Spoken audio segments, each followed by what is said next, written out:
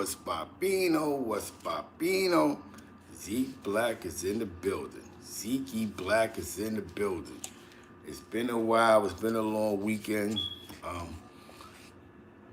just took the weekend off, man. Me and wifey went to the baseball game. I just had, sometimes you gotta leave you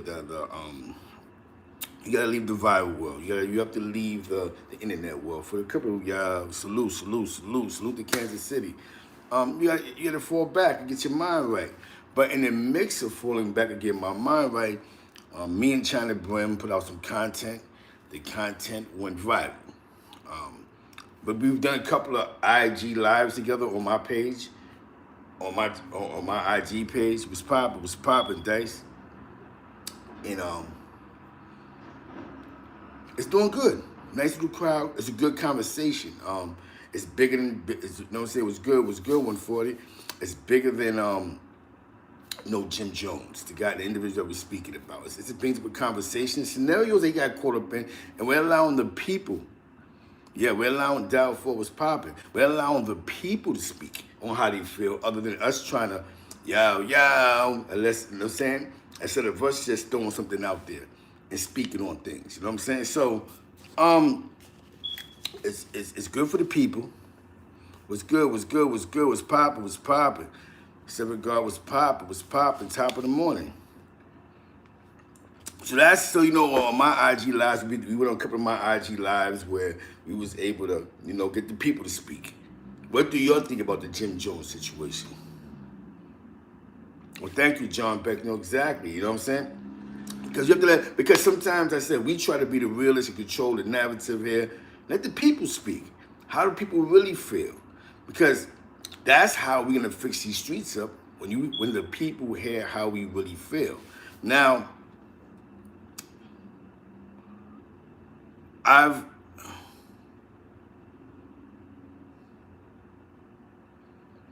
we went viral. But it brings up the conversation. Like, I never knew what an Article 35 was. But I know about situations where individuals hung around dudes that turned out to be federal informants. And then it's just like, whoa, who they set up? And then their names are on certain cases that we don't hear about, because it's like what somebody did say. You have guys that go out of town somewhere, get caught up, come back, you know what I'm saying? You don't know, you know what I'm saying? I could give up, you know what I'm saying? Oh yeah, I'm about to get the StreamYard, you know what I'm saying? Right now we're doing the IG lives, you know what I'm saying? And it goes. Those are the things that we don't think about. Now this is why a lot of our hoods is tossed up, because we never know who's a confidential informant, you know what I'm saying? And sometimes because we become fans of individuals in this music stuff, that we put to the side that they can, be on the wrong side of the fence sometimes. Because they get, everybody gets caught up somewhere. Definitely in that entertainment game. Everything isn't so much guns and drugs. A lot of dudes be having tax issues. A lot of dudes in the entertainment industry, not just rappers. You know what I'm saying? But in the entertainment business, you know what I'm saying? But one of the best things that came out of this was it definitely went viral, and they created conversation. You know what I'm saying? And you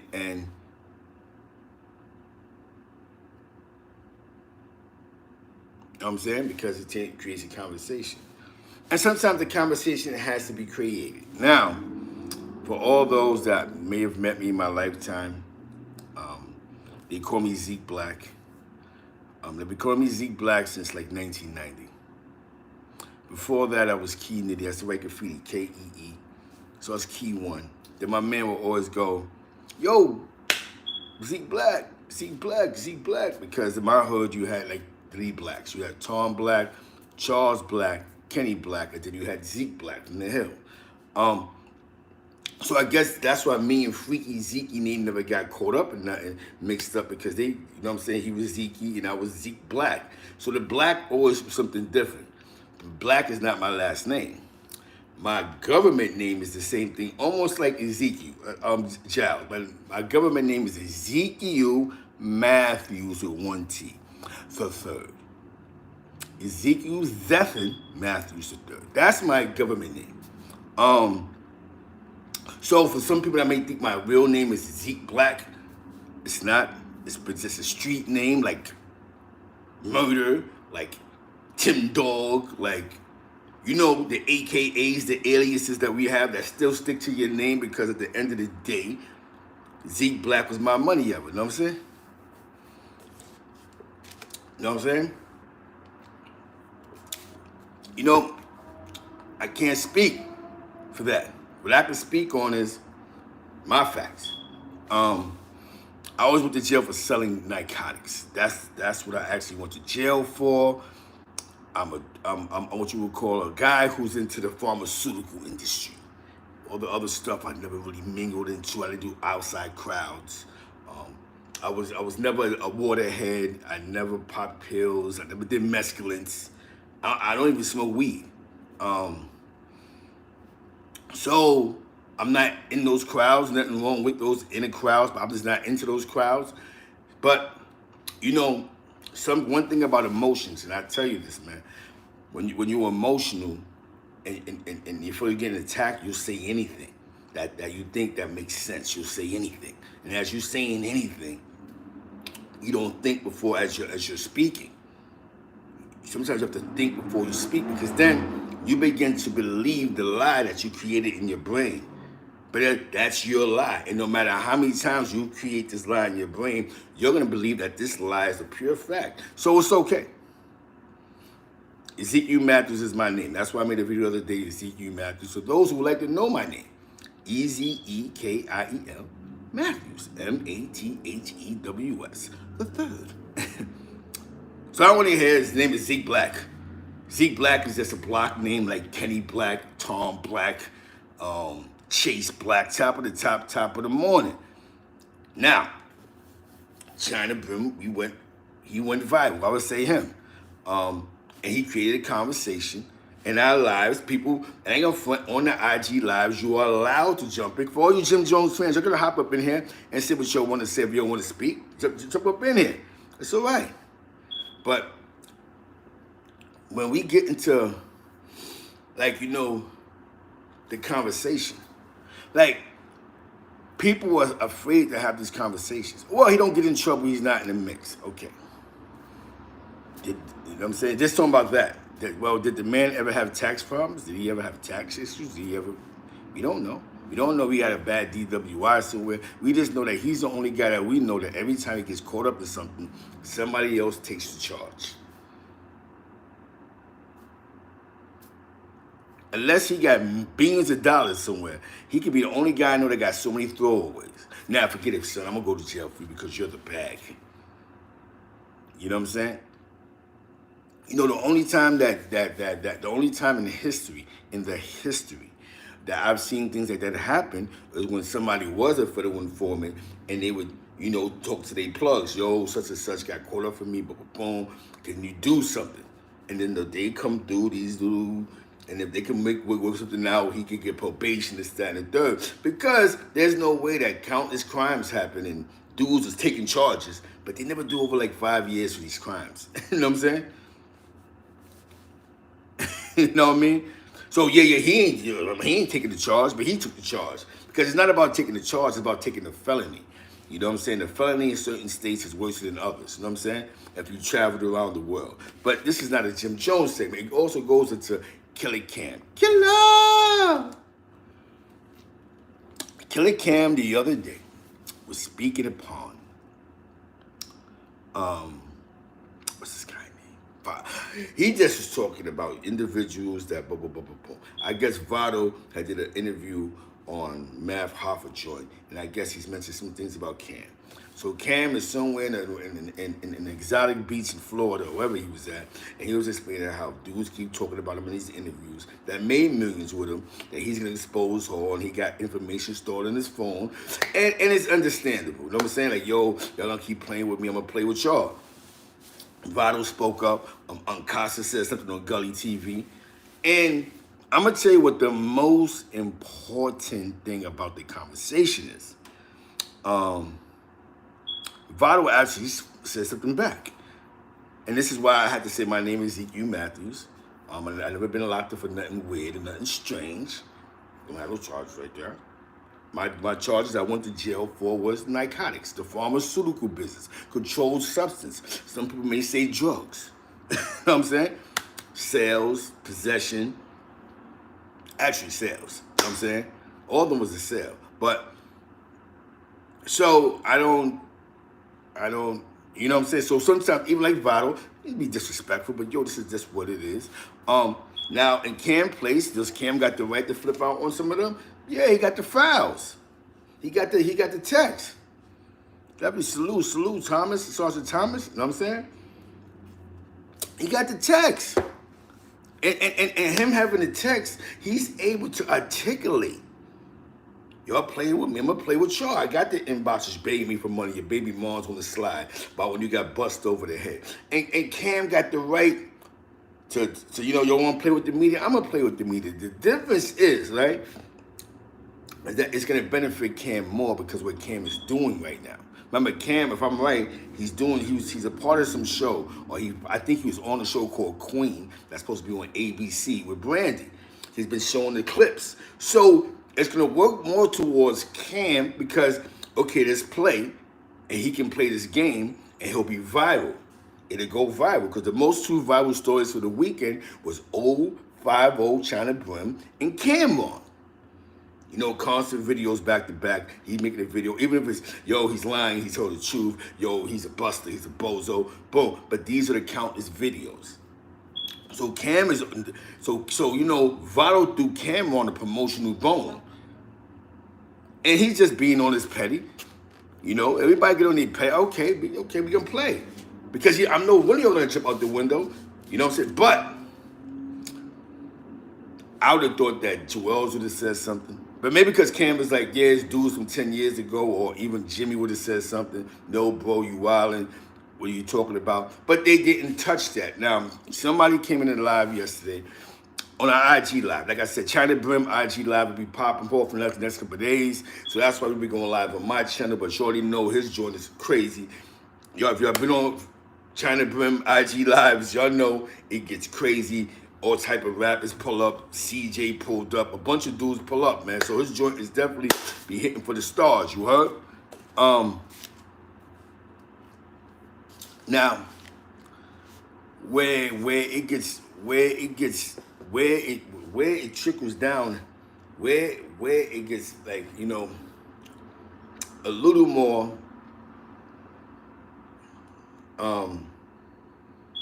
political. When I say political, the politics in the game.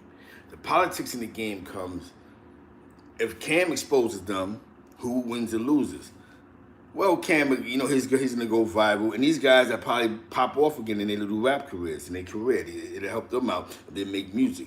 Now, J.R. Ryder and them, I just think that, you know what I'm saying, they just, you know, sometimes you run with a team, but you don't create your own image, and that's what happens with a lot of people. Yo, salute, John Shab. People don't create their own image. So when you don't create your own image, when the bus stops, you don't know how to move on your own to create your own buzz. There's some of what 50 Cent was saying about a lot of the G Unit.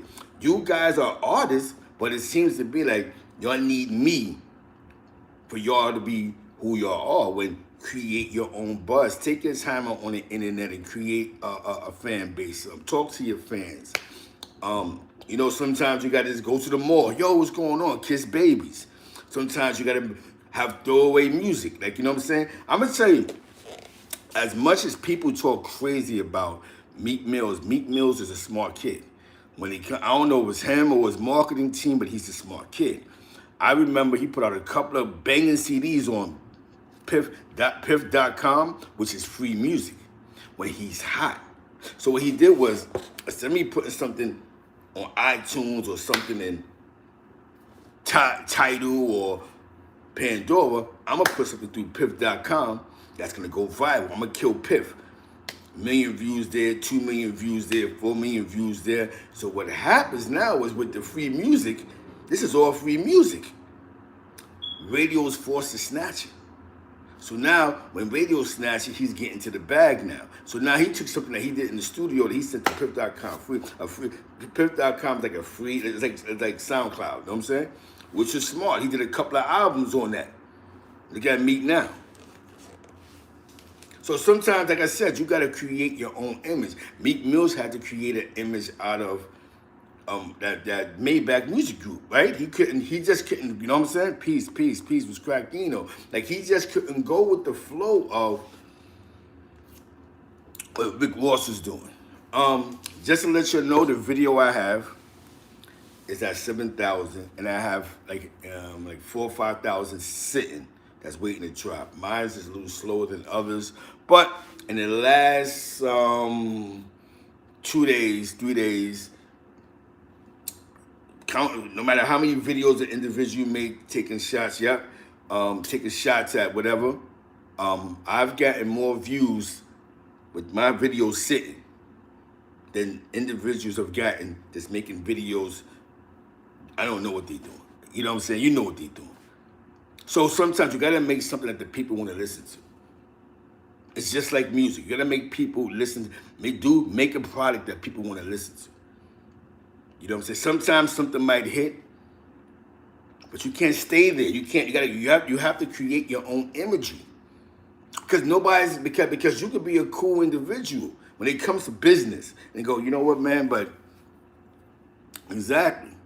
But you have to sit there and go, like I said, I have my video, for all the naysayers that got something to say, I've gotten more views in the last 3 days, sitting, going to baseball games, hugging wifey, going to work, laying with my feet up, than a lot of you individuals that's been making videos talking against the content.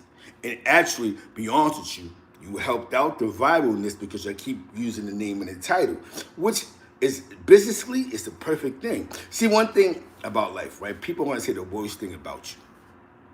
And this works, right? People say we're saying the worst thing about Jim Jones, calling him a rat. The worst things about you. Now, for people that's gonna want to believe the truth, that feel this way, they're gonna, let me check this out and see what they got to say. And then it becomes a conversation. Because you know why? These are conversations that we don't have. Because what happens is we can't create a narrative of saying, yo, I don't like rats. But then you hang out with somebody who allegedly told. You've been in countless situations, and you know, I'm gonna give you a good example. When it goes to what I'm about to say, right? Out of all the Dipset, the only one that really created his own image was Jimmy. Jewels is doing this thing, but Jewels, he always wound up piggybacking off of Jimmy or Cam. But Jim Jones created his own look. Rockefeller, remember the Rock, boom. Who created their own image out of Rockefeller? Not the Dipset when the Dipset joined. Nobody really. Beans was trying to do it, but then Beans started playing with Dame, and so the best that we heard of Beans was when Beans was with Jay. So a lot of crews never did it. Now the one crew that was able to separate their artists was the Wu-Tang Clan, right? Raekwon the Chef has his own image. Ghostface Killer, his own image. The Jizza, his own image. Capadonna, his own image. Method Man is still doing movies. His own image. So what I'm trying to say is, when you're a part of something, when you're part of a unit, the Locks, exactly, Styles P, Sheik Luke, they all got their own image.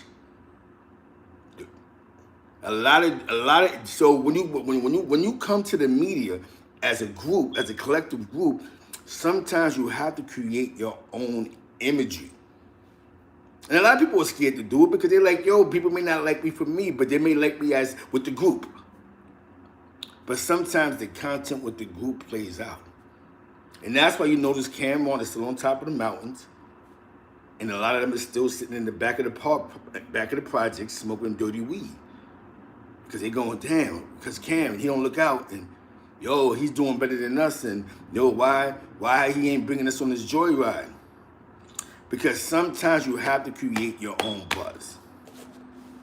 And sometimes creating your own buzz, it might be dirty, and it might be a dirty game. You feel what I'm saying?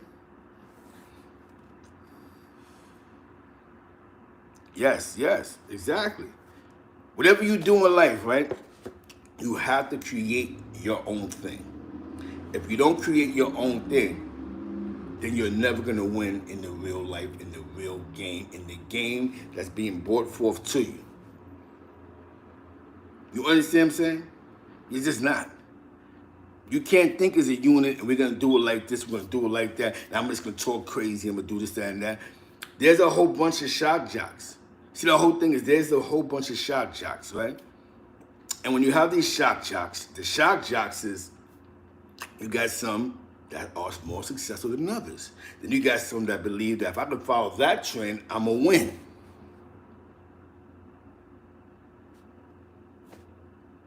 And shock jocks, they piggyback off each other. Like David Stern, what's his name? Stern, the Stern guy with the dreads, with the long hair. He piggyback off for, Ennis, rest in peace, Ennis and the rest of them that, OB and all of them. When he sees something crazy, they go back and forth and they just, okay, that's a dope angle. I'm gonna shoot, boom.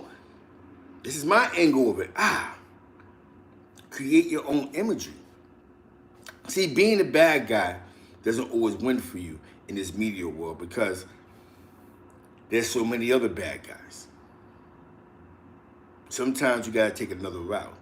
Let me just be myself. Right? Allow me to be myself. And sometimes being yourself, your G'd up cream was popping. Sometimes being yourself. And don't fall by don't ever fall away from who you are. Just being yourself. People respect that more than anything else. People are going to gravitate to that. You might be a creative person, but you're not being yourself. You can't mix up, you can't put things in your brain and make it become your reality. Then you argue this thing you put in your head that's not a reality. Let me tell you something, right?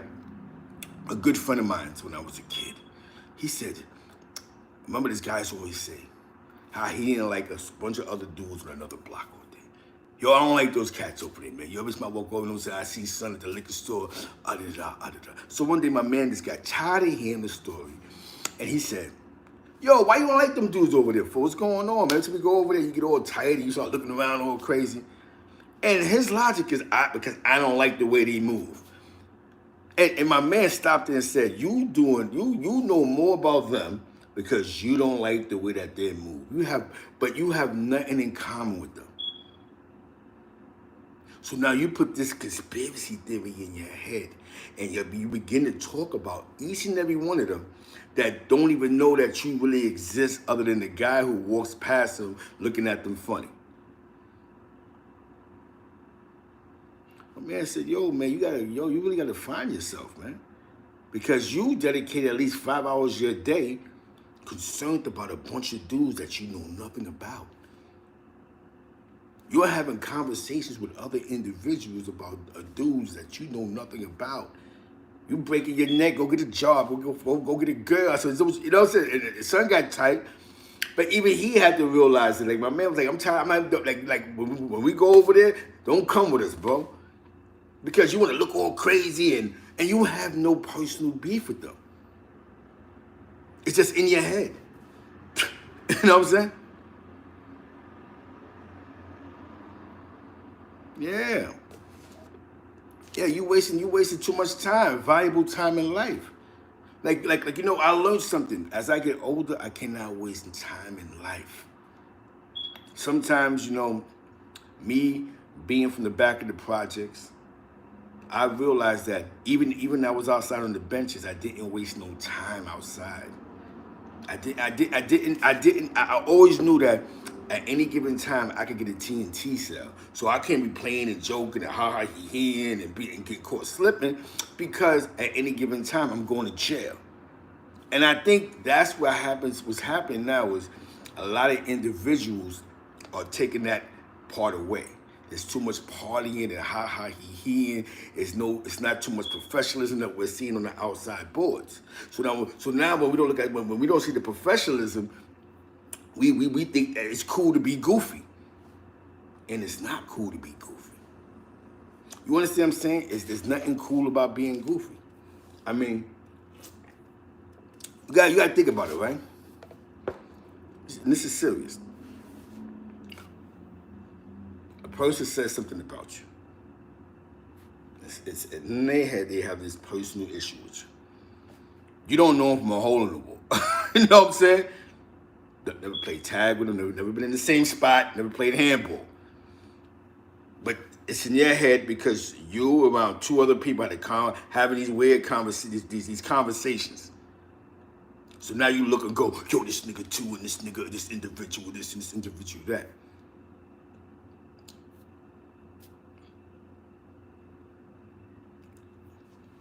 Some of you need psychiatry. You know what I'm saying? That's where the psychiatric help comes in. When you become a believer in something, that doesn't make, and it doesn't make, but it doesn't make sense to people that know people, but with people that don't know people, like, I don't know what's going on here. One thing about going viral is, this is the second time I've gone viral. Second time I've gone viral. Ain't the first time. Remember Snow Billy? I went viral. That was something that I peaked. A conversation I peaked.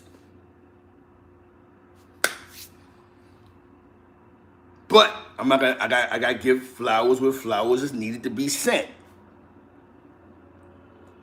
It was a year before I seen Nuke make a post. He made a post about. I guess this is the situation that's going through the politics between. That's when 6ix9ine was more around Roll Murder and Mel Matrix. So he wrote a post, Nuke. He said something about Roll Murder, free him, going crazy on him. He wrote a post about Shotty, basically saying, Shotty, don't forget the homies. Basically, so many words like, yo, that's some da-da-da, you the middleman. And then he wrote a post about Snow Billy. But he wasn't Snow Billy at that time. He was Creative Minds. That's what that's what I remember. Then the guy disappeared off the scene for like a year. He was gone. Then one day I'm on live in Gully TV. Shout out to Gully TV. He covers New York better than dudes from New York. Hands down. You know what I mean? I mean, he's at the murder unit up there. He's touching bases with New York. He's had Queensbridge up there. Seriously, like a lot of dudes, we be talking this New York talk, and we can't get half the dudes we talking about on our platform. He's getting them on his platform, and he's not from New York City, so we have to give him his accolades, give him his hand. That man deserves his clap because he's giving y'all the New York history that some of y'all are him on his platform that we should be doing on our platform because we're worried about all the wrong conversations. Okay? It's crazy, right? Shout out to Doggy Diamonds, though. He does his due diligence. Shout out, even Deep Freeze was doing his due diligence. You know, the DVD era, you know, OG product. He definitely was pushing that whole revolutionary trap music, young boys in Brooklyn. Right? But Gully TV has really touched New York. Gotta give him his hand on that, gotta give him his accolades. There was a segment he had about Haitian Jack. Snow Billy jumps in there. Him and Snow Billy's beefing. Salute, Christopher. Him and Snow Billy's going back and forth. Ah-da-da, ah-da-da, ah-da-da, ah-da-da, ah-da-da. Words are being exchanged. Disrespect is being exchanged. And I'm sitting there, and then when, I guess, Gully wrote something back, like, that's why such and such, and this happened to you, such and such. So it made me click on the, who was he arguing with? And I remembered the face. I said, oh, that's Son. That Son that Nuke wrote about. So I hit whatever, the rest is history. I hit his inbox, yo, son, would you like to do an interview? Boom. But you know what I'm saying? I seen the post about the 6ix9ine joint. For some reason, you was in the building. You know what I'm saying? Debbie, shout out to Net Stars Live is in the building. So now Snow Billy, he does the interview. Now, of course, Snow Billy, just, you know, it went viral. You know, Complex picked it up, World Star picked it up, Adam 22 picked it up, JT Towers picked it up. It did great We shut the internet got shut down for at least 3 days, just like what China just did. Shut the internet down. Him and Cam shut it down. You couldn't have a conversation this weekend without mentioning 050 ChynaBrim or Camron. So back to the content.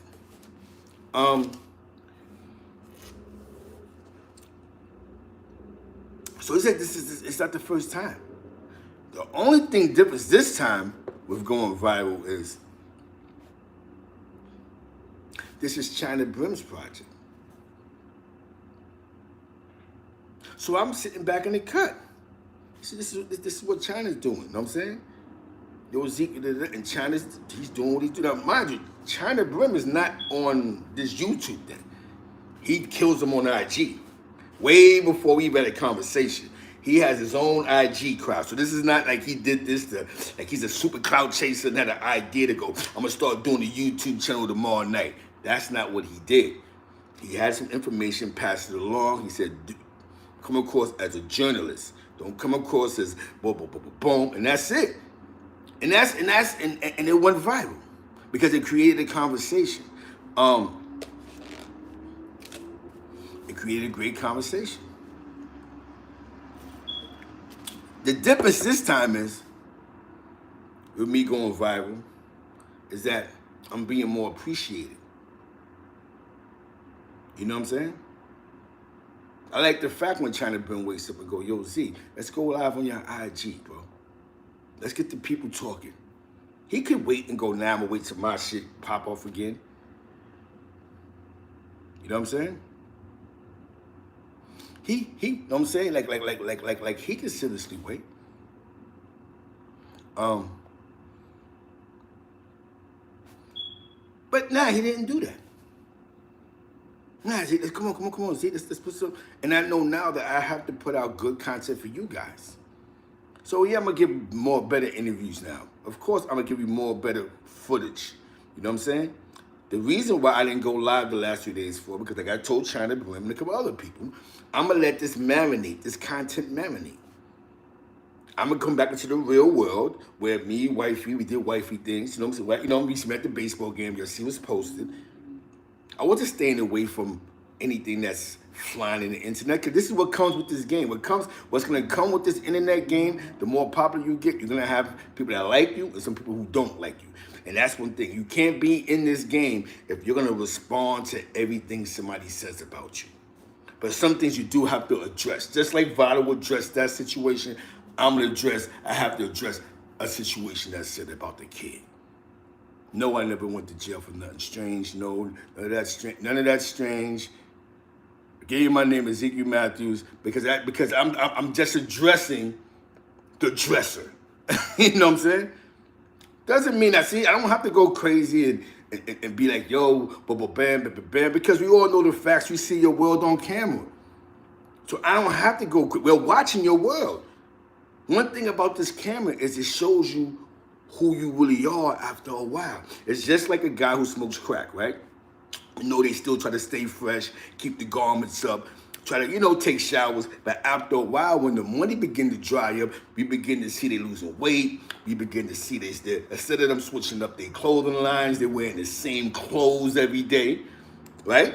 So then we start going, yo, son falling off, son. So after a while, no matter what somebody's into, when you begin to see the falling off, it's like we see this.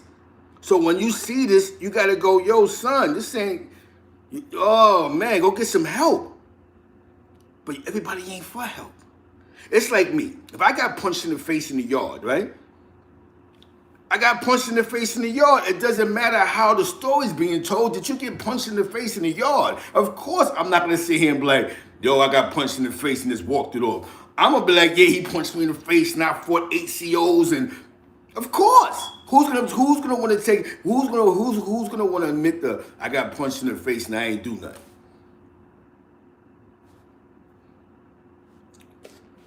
Salute, Chicago fans, you already know what's popping. I know a lot of shit. I was outside. I know a lot of things. You don't run around certain circles not knowing a lot of things. You don't sit around multi-millionaires and dudes who took millions.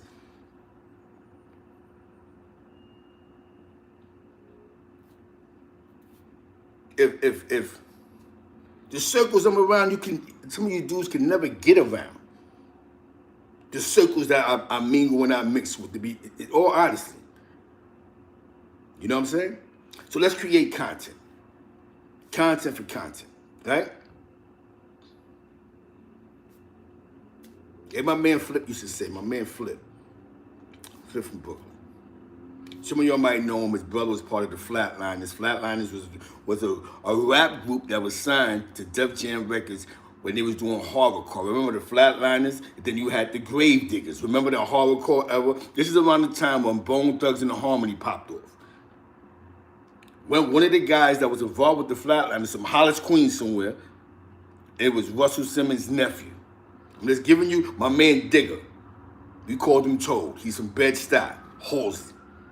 I was coming to Bed-Stuy in 88, 89, 90. I was in Jackie Robinson projects. They're my mans.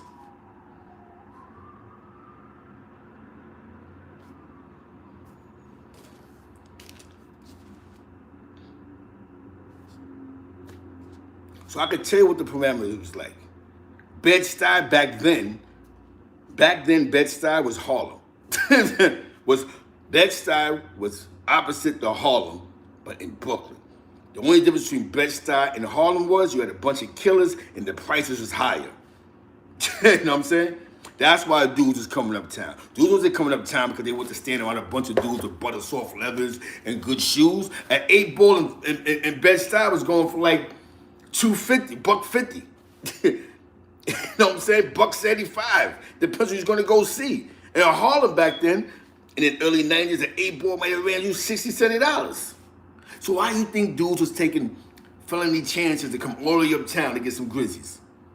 Because the prices was up in Brooklyn. What you think, dudes in Brooklyn was catching the 8 trains to 145th to go buy some jums? When you got it right around the corner on Malcolm X Boulevard? Y'all looking at gentrified Brooklyn. I'm talking about Brooklyn, Bed-Stuy, when Bed-Stuy was looking like 145th, 142nd Street and 7th Avenue. That's the Bed-Stuy we talking about. You understand what I'm saying? I happen to be around that. That's content. That's what we talk about. Right? Shout out to my man Toad, man. You up see your state somewhere. Okay? You gotta understand, right? I didn't meet dudes in jail. You know what I'm saying?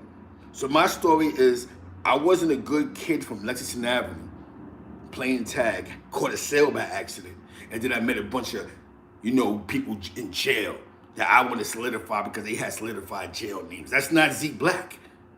I wasn't a jail individual. Somebody hit me up last night and said, Zeke, when you was up top, what was it like in the yard? I actually was claiming a hood that was faded. You know what I'm saying? There's mixed stories.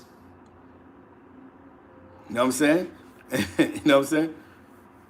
Exactly. They know what I'm talking about. Bed-Stuy know what I'm talking about. Dudes wasn't coming uptown. See what he just said right there? Dudes wasn't coming uptown because it was like, yo, I want to see a bunch of Harlem cats and blowouts and butter soft leathers and Dapper Dan and all that. They was coming uptown because the price was a whole lot more cheaper. Be honest with you, dudes in Brooklyn was getting more money than dudes uptown with them prices they was getting. But only thing we hear about is the stick-up kids, yeah, because that's what Brooklyn's known for. But dudes in Brooklyn was getting more money for their buck in Brooklyn than uptown. Definitely like Staten Island, Far Rockaway, even certain parts of Queens. That's how these dudes took their millions. But see, y'all stay around a small group of content that people want to speak about. Yeah. That speak about the content and they narrate into the world this weird content. So now y'all, the people that's outside looking in, we want to hear about New York. These dudes don't know nothing more than what they read in the book because they wasn't out, they wasn't moving around. I was. Shout out to the Flatliners. Y'all could Google them Flatliners. My man Digger, my man Toad. Shout out to Flip. You know what I'm saying? When I was going to Jackie Robinson projects, my man Noop, We call him Noop.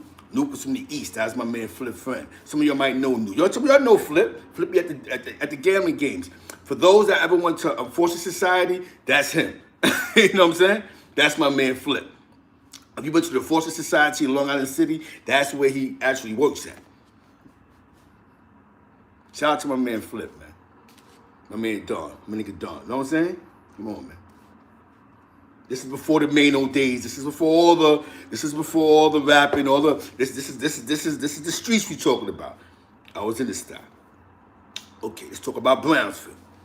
My man Tommy baby mother lived in Brownsville houses. So we would go from uptown to come to Brownsville. Brownsville was always the danger zone. Always. I had family in East New York. Oh, just to touch on something, right? I did a video the other day and I was trying to make an example of something. And I may have used the wrong example because he had nothing to do with the conversation. A guy named Lou Sims out of East New York. I may have said the wrong conversation. He ain't reach out to me, I ain't reach out to him. I was just trying to prove a point in a conversation. But again, I should never use his situation because as Sons of Rat, he told on such and such, such and such. Because maybe some dudes know they don't care, but you don't put that, So some things you just got to be mindful of. You know what I'm saying? I just have to use them as but, it is what it is. It's out there. But I'm pretty sure you already knew it was out there. But, you know what I'm saying? He has nothing to do with what Tim Jones is doing. That's what I'm trying to say. He had nothing to do with what Jimmy doing. It's not like he hanging out with Jimmy. You know what I'm saying? Yeah, exactly. Exactly. Dudes was going to NC back then.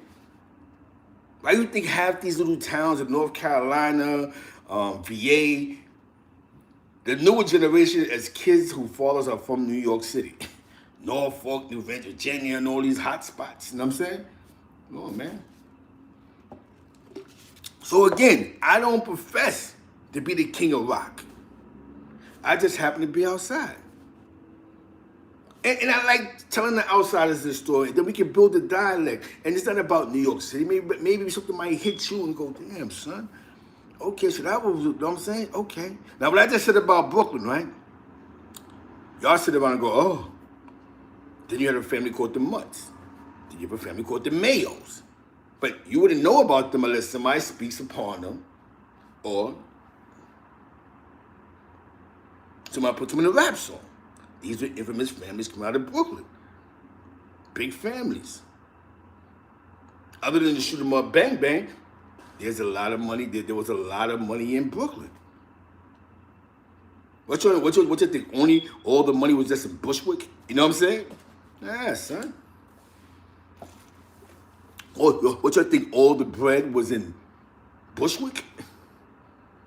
Nah. And I'm happy that we're having this dialogue because sometimes the dialogue is needed to be had. So if somebody asks me about something, if I know, I know. Dudes wasn't going to East New York and Cyprus and all that. Those was no-fly zones. Brooklyn always had a stigma with it. You knew not to go. They could smell you if you were outside. How did dudes be from uptown? If you was an outsider, them dudes wasn't playing because they had their own issues. Their own wars. You know what I'm saying? When I speak to dudes, man, like somebody the other day I had a conversation with them, man. And I said, he said, Zeke, man, you're very knowledgeable about New York City. You got a lot of knowledge.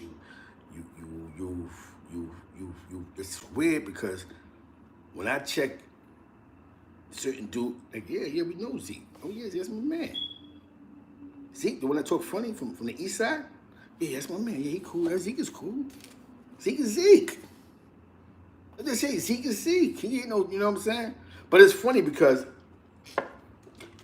if you notice something, my only headaches come from the gang that I was representing. Nobody else in the world says nothing about Zeke. But the gang I represented, because this is what they do with each other. Nobody else. There's nobody in the world that's like, there's a bunch of dudes I know that's on DJs. They on these. My man shot him out to DJ Swab. You go to his page, he actually has a situation with me and son from Corona, Queens. You know what I'm saying? He's the one with Mike Geronimo and all of them. Yo, Zeke Black talking about the tunnel, it's on my page. DJ Suave. He's a heavy hitter DJ. I'm from East Harlem, of course. When I'm watching, you can't call me right now because I'm live. I'm gonna call you back. But this is where it gets real at. So you can't put in your head, yo, I got beef with somebody. Oh, he's getting views. It's not about me getting views. It's about me getting my message across, to be honest with you. The views is great, but it's about the message. It's about the conversation, right? Because that's what you want, right? When you hustle, right? You gave samples out, because people gave samples. So when somebody said about giving free work away, dudes do it all the time, allegedly, right? So the whole thing with the samples is I'm going to give 1,000 samples out because I want the word to get out from here to 125th that I got the Joey Buttafuoco. And when the word and the conversation begins, this is how I'm going to get my bread. Don't you think I was giving people samples so that they could just, this is for you? This is for you to tell you and your little crew who got the Buttafuoco. If I need you to go to Forest Projects and tell them, yo, them blue tops is rocking on the east side, then that's what needs to get done. That's when you give away samples, right?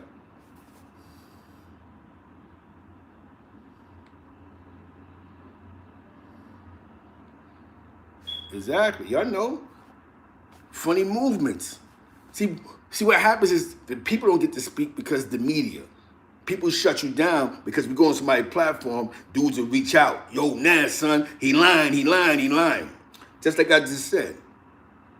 I don't go through no other headaches, but this gang shit. There ain't even been a neutral nigga yet that said anything wild.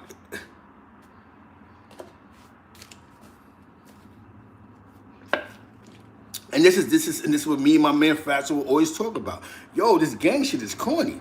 Because the ones that say the worst thing about you is other gang members. You know what I'm saying? It's not like we was born in New York on that beat. So it's just like you're in a gang that this is what they do. Right?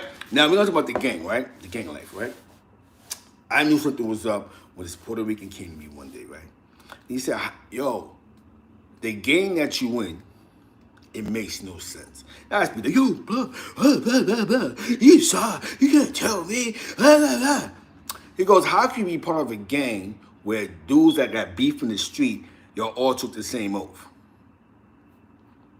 Where's the loyalty at? Okay, you killed my man in the street, and the reason why I'm in jail for, because I tried to revenge my man's death, but now we're all claiming the same gang. There's no real love there, bro. And that's where a lot of the conflicts come from. Yo, he killed my man. Or yo, he violated such and such. Yo, he punched my man. And a lot of those beefs are old Rikers Island beefs. Yo, when I was on the island 2 summers ago, he yapped my shine. So why would you be part of something? Exactly. Every shout out to the plug in New York. I got you. I'm gonna tell you, you know what I'm saying? I'm gonna tell you how small the world is, right? One day I played a song from my man 5-Footer. Right? 5-Footer. I played the song. My man, the homie with the hat, he goes, yo, you know 5? I said, yeah, 5 from my block. I be posting, that's his building. He hit 5 up. Oh, grew up together. Because he know 5 from his peoples. See how the world is? You see how, now you understand what I'm saying? Do you see how small the world is? This is what I'm trying to, you get what I'm saying? The world is so small, it's not as big as people think. It was just simple, yo, son, what's up? Yeah, I know Zeke Black, Zeke on my block. He with the Puerto Ricans. This is what I was supposed to say. Yeah, he was with the Puerto Ricans. Shout out to my man Yusuf. Shout out to, the other black, you know what I'm saying?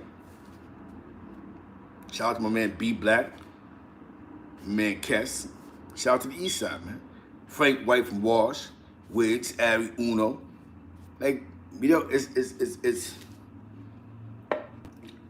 certain, you know, certain conversations has to be had.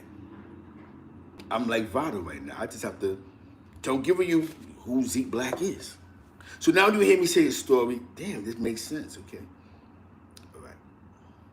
Now think about this. The individuals who I know, forget all the gang stuff, are what you consider the heavy hitters of the 90s, the late 80s, early 90s. Dudes that the ones that didn't get 100 years, or they're somewhere in hip hop. Dudes I've stood around, dudes I've celebrated around. You know what I'm saying? That's definitely blessings. I see my community, it's a blessing. Shout out to K Born. You know what I'm saying? We come from a different element, a different animal. You understand what I'm saying? This is why, right? If you're gonna represent a city or a state, you do it to the best of your ability, an area. Because that's what we did. We didn't really represent 4 blocks down. We represented our neighborhood, our community. Because it was disrespectful. Like, good example, K Born is older than me, right? K Born is older than me. If a young boy in his generation snatched an old lady's pocketbook, dudes would come see him, yo, what's going on in your block, man? Young boys is bugging. He snatched my grandmother's bag. He would go find the guy who took the bag. We would put hands and feet on him and get the bag back. We protected our community. Because it wasn't that we went to war with each other. We was going to war with NYPD. NYPD and housing police was violating dudes. NY police was a whole lot more dirty. They run up on you, they was booking you, they get against the wall, take your money, slap you, beat you up, clap you, throw a gun up, you know what I'm saying? There was none of that when dudes are smoking weed in the lobby and grandma come through. That was disrespectful. That was disrespectful. That was disrespectful, bro. NYPD been bugging out. That's what we was fighting against. We talking about NYPD as in, there's a couple of times that dudes popped on police and didn't go to jail, son. Where police grabbing your mans up, you gotta get your man away. That's the era I come from. See, a lot of dudes don't speak like that because they wasn't in those arenas. They wasn't in those parameters. They gang haven't got there yet. How many times you be with your man, police jump out, exactly. They jump out, they snatch your man up, dudes start popping on police. That happened, you know what I'm saying? Police start bugging because police was wilding, son. It was wilding. It wasn't that, but they couldn't break us because we was a community. They couldn't break us, bro. They couldn't break us. But now they broke us because of the drugs, the weakness of the genes of the generations. Because of the generations. You got a mother who's a fucking Zandy head, a father who's smoke crack, uncles that snitch. The bloodline don't have no. The bloodline is weakened. Having to do with drug addiction. I know some tough crackheads. I know some dudes that don't want to believe they smoke crack. So their kids still grew up strong, bro. Then you got the weak lines, and that's what we have out there now. The weak lines. Yo, I think we bug out when we tell these young boys, yo, son, don't shoot the corner up. That's not what real niggas do. Nah, son. Because we got to look at their uncles. Who's his uncle? Oh, this nigga. Yo, who his father? Oh, that nigga. Who his mother? Oh. He come from a weak line. When you come from a weak line, even some of us, what you think? We didn't have parents that got high? What you think? We didn't have an uncle who sniffed dope who thought he was getting money with Nicky Barnes? All of us had one uncle that swore to God they was getting money with Nicky Barnes, my generation. You know what I'm saying? We all had one uncle that swore to God. You know what I'm saying? We all had one uncle. All had one uncle. Harlem Legends in the building. No, salute Harlem Legend. We all had that one uncle that swore to God he was getting money with Nicky Barnes. After all the telling Nicky did, yo, I was getting money with Nicky. You all had that uncle. But they were still talking to some strong talks, respect. You don't be weak out here. They had a slap boxing. The Vietnam vets had us on guard. The Vietnam vets were still fighting the power in their brain. The ancient arms ain't fucked them up. So we had to still be strong. Now what we got is a bunch of weak niggas. Weak bloodlines. We find it to be real that other men are attempting to expose other men. Since when that has become real? We didn't allow female traits in my lobby. Did y'all allow that shit on your lobby? If you came outside and you spoke upon another man, you went to his door, you'll come downstairs, son said this about you, and y'all shook out. It wasn't a week-long thing that you walked around and, yo, son, this nigga this nigga that. Y'all handled it that day. You got it handled that day. But the weak genes is what got these dudes losing their mind. The weak genes. And we as a people, we have to start denouncing those behaviors. We can never learn nothing from a weak individual, bro. I never. That's why we kept them out of our lobbies. If we seen a sign of weakness, we went somewhere and we fought and you ran, we jumped you after that, and we wasn't fuck with you no more. Because we seen the line of weakness from kids. From kids. We seen certain weak dudes. And all those dudes that we looked at that was weak, 9 out of 10, they told on somebody, set their man up, did something crazy. Line of weakness. You got to, you know what I'm saying? Yeah. This is facts. That's where I come from. So now when y'all think we talking foreign, because y'all got your weak uncle out there who's still drinking 40 ounces, who's telling you war stories he has nothing to do with, but he was up north, he took an oath. You know what I'm saying? And that's what happened. The weak niggas was allowed to join a gang. And now look at that, now, look what we have now. Sorry to say this. Weak niggas wasn't part of Purple Top Crew. We seen it, Brian Ab Boys, 183rd. It wasn't no weak nigga. You had dudes that told, yo, Millionaire Cali. But it wasn't weak dudes. Now I could be a weak nigga, go to jail, become a gang member, cut 2-3 dudes, play the box, and I'm an OG. I'm official. You're official nigga. And then I come home, I'm still that same weak nigga. Let me tell you something. Not too many dudes was able to come home and take their block. How can you say you're in a life of crime? Fuck, I'm in a life of crime.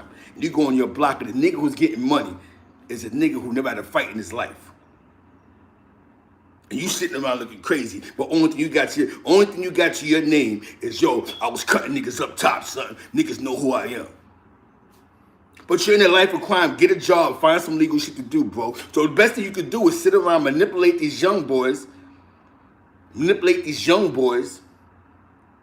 They jumping all out the window because you're getting high with them, talking like they talking. You go to jail for hopping the turnstile with a gun. Because what they do, they get caught slipping doing some dumb dickhead shit. Yo, what you back in here for? I hopped the train, they got caught with a gun.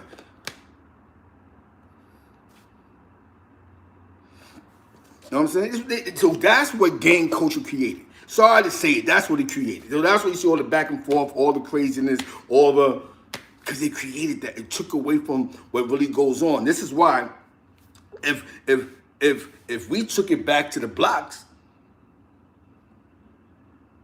we took it back to the blocks. If your gang was like this, okay, you know what? You can have a blood set or a crip set, but it has to be your block. The rules change.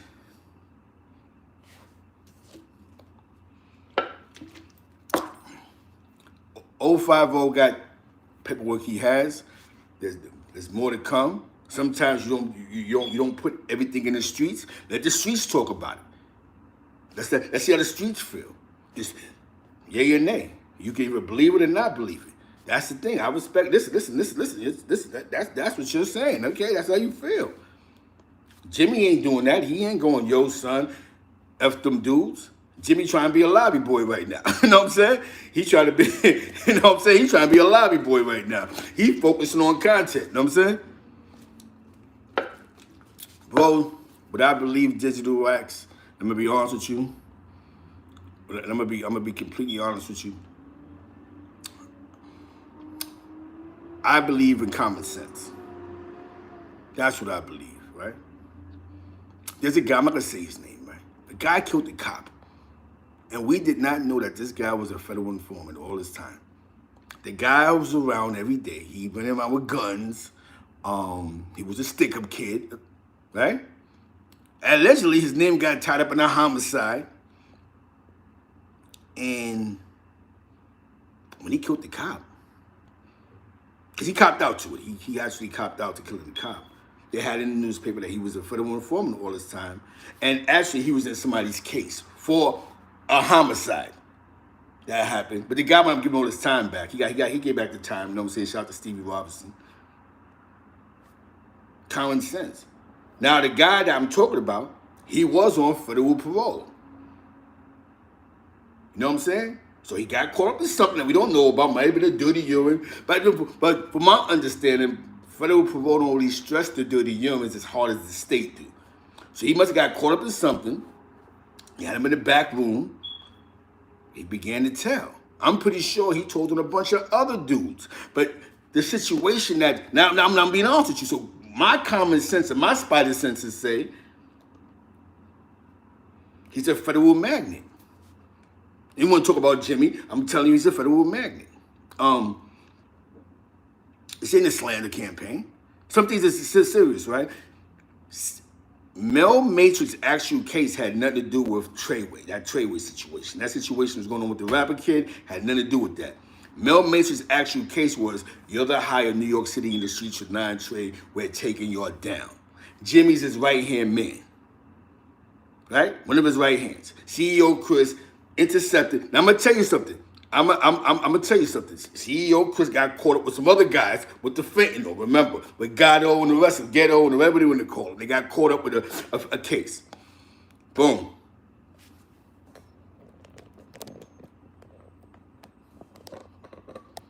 Got you. So they got caught up in the case. He gets out. He reaches out. Now, mind you, his first case, he was doing business with Nuke. That's how Nuke got caught up in all this. A lot of this. Right? Because he was dealing with CEO Chris. You know what I'm saying? With the fentanyls. Then out of some miraculous move, CEO Chris began, his cooperation status. And part of his cooperating was, I can give you 9 Trey in the streets. What? Yes, I can give you the infrastructure in the streets. So you're telling me when he sat down with those federal agents, and they asked him who's important in 9 Trey in the streets, he gave them a line. He gave them names. So how the hell is Jim Jones' names not on that list?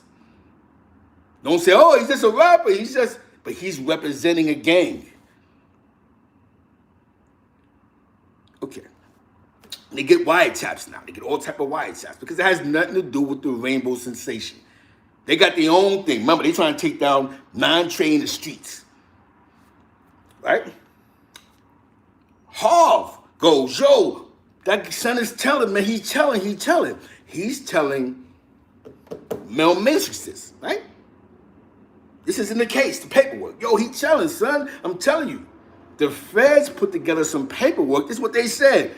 That when he showed his paperwork, it said that he wasn't telling. So what happened? Because he was getting to the bag. He's getting to the bag, right?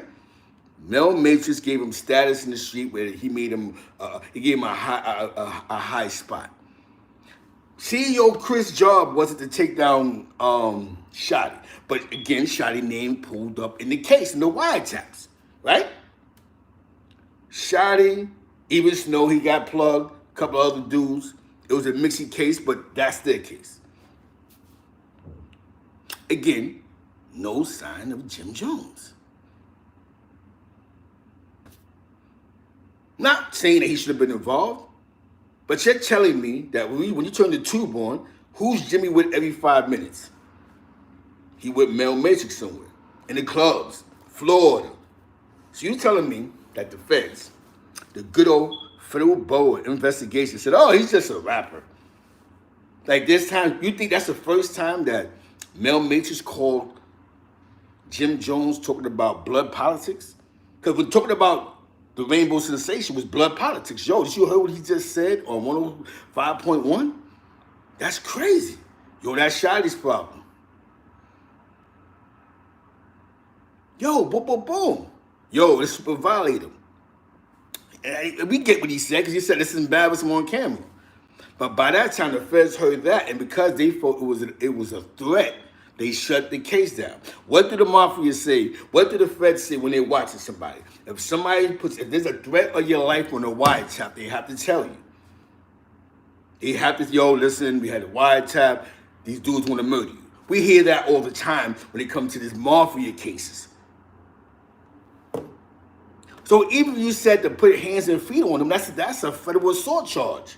You got dudes that's catching new bids in the feds, so just beating dudes up. Yeah, it's a fact, JR.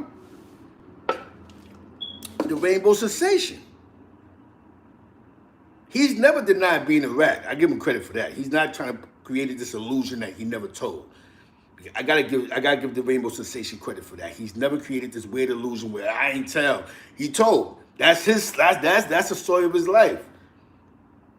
But we're not gonna sit here and say that Mel Matrix is in jail because of him. We're not gonna sit here and go, how come? And it's true. Why would they black out Jim Jones' name on the wiretap if it comes out that he's talking to Jim Jones, who doesn't get charged at all? So why you're blocking his name out in the phone call? The only people that know about the phone call is Shotty. Not at all. My name is Zeke Matthews, brother. That's why I said my name is Zeke Matthews. Not at all. I went to jail for hustling, bro. That's just, he's just losing his mind. He's just, he'd be okay. He'd be all right. I've spoke about that nice and clear. My name, I heard what he said. My name is Ezekiel Matthews. Ezekiel Zeppelin Matthews III. You can Google that. You see, certain things has to be spoke about. Never got charged or nothing like that. I'm not in those circles. I'm not in those crowds. Yeah. You on the same page, bro. But, you know what I'm saying? And that's why I like to have this. Now, again, I didn't go live the last 2 days because I wanted the content to marinate, right? And it did. Yeah, exactly. But my name is Ezekiel Matthews. Ezekielz. You know what I'm saying? Mathews. You know what I'm saying? Yeah, they called him Freaky Zeke. They called me Zeke Black in the hood. Zeke Black because you had Charles Black that was getting money allegedly. You had Kenny Black that was getting some bread, free Kenny Black. You had Tom Black. Then you had Zeke Black. Now, they never called, like all my life, that Freaky Zeke, I never really heard him call him that, but I remember he from my projects, 102nd Street. He's from Wash, you know what I'm saying? Yeah. I'm telling you, bro. Let me tell you something, man. Some things has to make sense. Right? And we're going to talk about that. We're going to touch on the sexual case, right? If I got charged with a sexual case, that means I'd be like Zubang, right? Not throwing Zubang in the mix, but he has to register. And when you register, if that was the case, right? That means I wouldn't be online.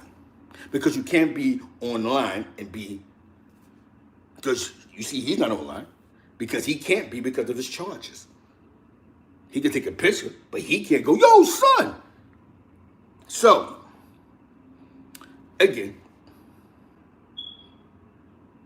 So, you gotta listen to individuals. Listen to this here. That's why you follow my shows and follow me. You hear people that I've been in jail with. It's pure, like I told you. Certain things is gang and certain things is public. Everybody. So, right? Exactly. It's public. Public is anybody to say that. You can't just be a gang member saying this. Put that in their head. Sometimes people begin to believe the illusion. Yo, I heard what he said. I wouldn't say my name because this is on some paperwork. This is what he said, right? Ezekiel Z. Matthews. I made a post the other day, but I guess I didn't say my name. I put Mr. Ezekiel Matthews. So people are like, what the hell is he talking about? My name is Ezekiel Z. Matthews III. Off of that, back to the content. The win is the win. Again, a person has to sit back after he's crying and go, I don't even have a problem with Zeke. They came to me with this. You know what I'm saying? I don't know him. I don't know you. We have nothing in common. So, again, Zeke Z. Matthews. That's my name. Now, I'm from Lexington Houses. I'm from Hilltop, 99LX. That's where I'm from. East Harlem. I've been in Albany, New York, right? Hassan Camron in the building. I never had to have nobody make no video for me to clear my name and nothing. I never been a rat. I never been none of that. I never had to have nobody make a video because up north niggas is calling me a rat and yo son, I need you to make a show about none of that. Goonies, man. So we're not gonna go into that. Because real ones is on real time. Shout out to Hassan Campbell, man. Know what I'm saying? Hold on.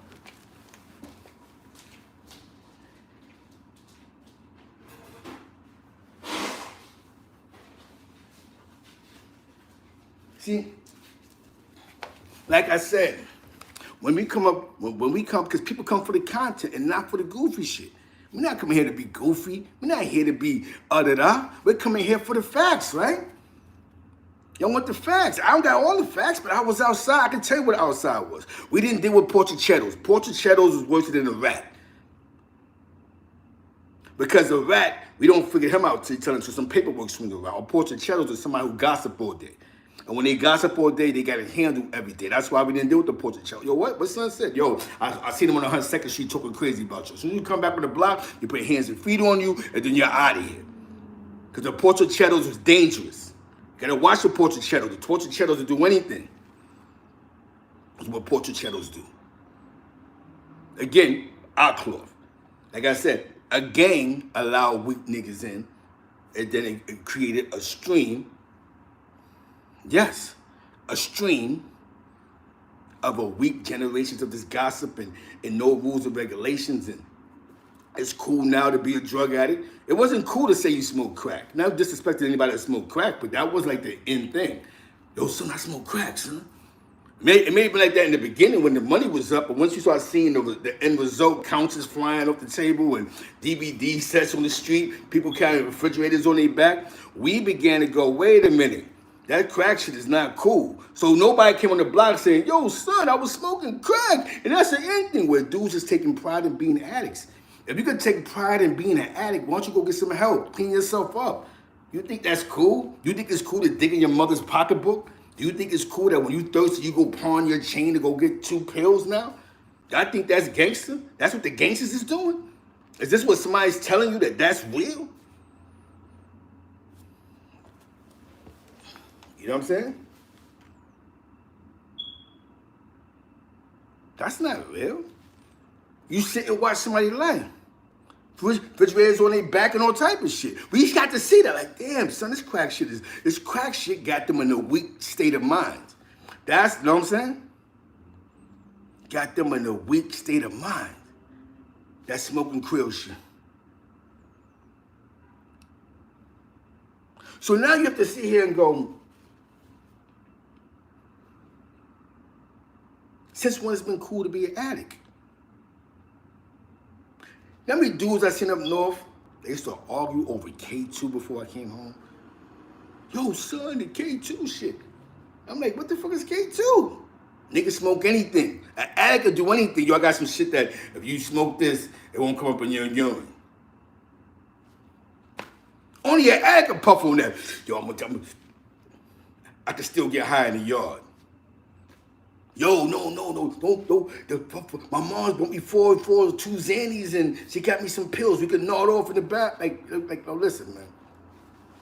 We have to understand, right? When your parents are promoting your drug addiction, you begin to believe it's all right. It's not okay. Because your kids is growing up watching you be a fiend.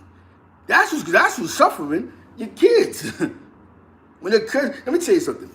My daughter the other day, this is what I mean about strong men. Cojones. She was with her boyfriend, and they had whatever conversation they had. She said, "You call your father, and I'll call my father." I was at the baseball game. 8 drinks in. I was 8 drinks in because it was before the game. It was drinks unlimited. We was in a good spot, me and wifey. So I'm sauce, little sauce, good. I was drinking some. They had some shit that was called Pearl, but the shit was good money. It comes down like Grey Goose. So now shout out to wifey. I'm like this. I'm like, my daughter calls. First ring, boom. What's up? What's good? She like, Dad, what's up? What's up? What's going on? Yo, yeah, I'm at a baseball game. She said, "Yeah, work." I said, "No, I'm at a baseball game." What's going on? She said, "Nah, I just want to call and say I love you." So I thought something had happened. So because my daughter's in New York State, I had to text her moms. Like, yo.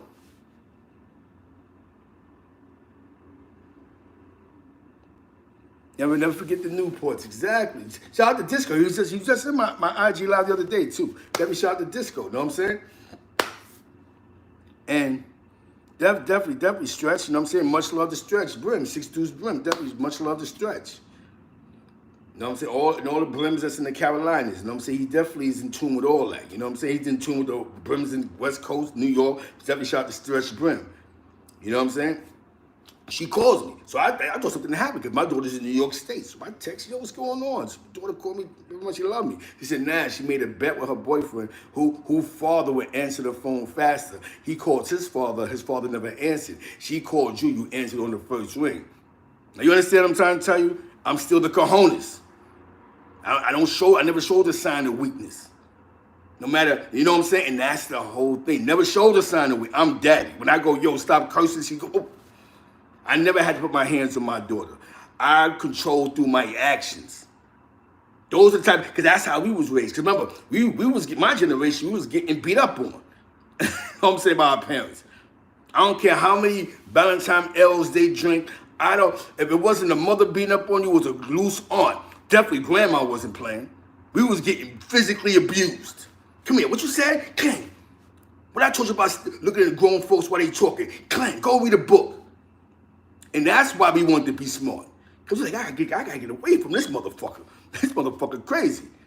Because no matter what our parents did, no matter what our Pink Sugar's in the building, because no matter what our parents did, they always talked education. Don't be like them dummies outside. Pink in the building. Don't be like them dudes around the corner. If you go to jail, I'm not gonna go see you. So what happened with us was, we began to hang out with dudes that was smart. We was getting abused. Yo, imagine, that's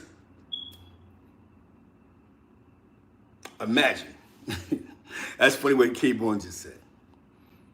Imagine you go to school and you act up. They call your mother. They come into the school. Your mother was embarrassed because they gave us training before we walked outside. Do not embarrass me. Those were the speeches before they walked outside. Don't be out there cussing.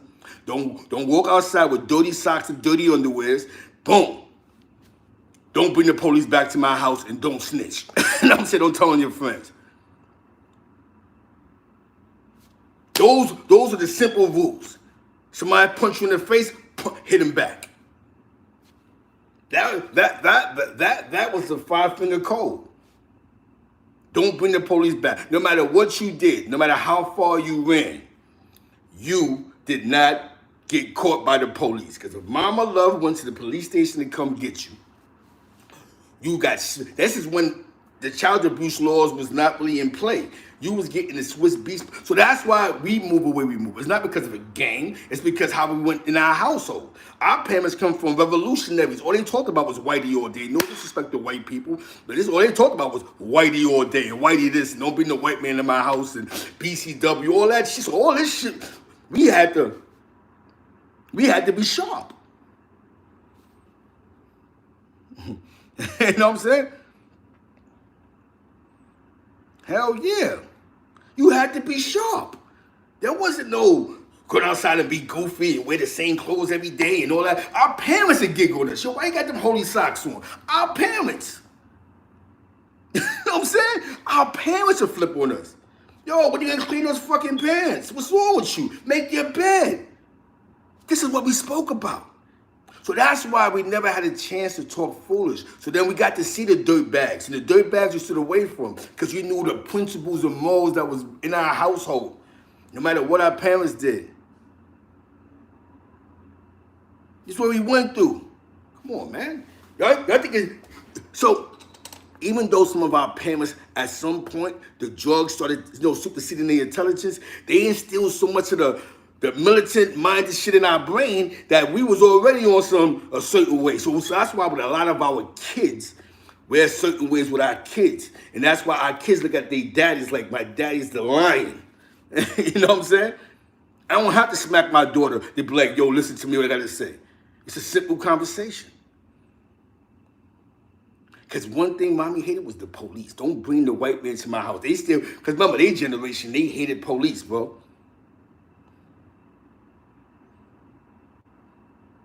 Yeah.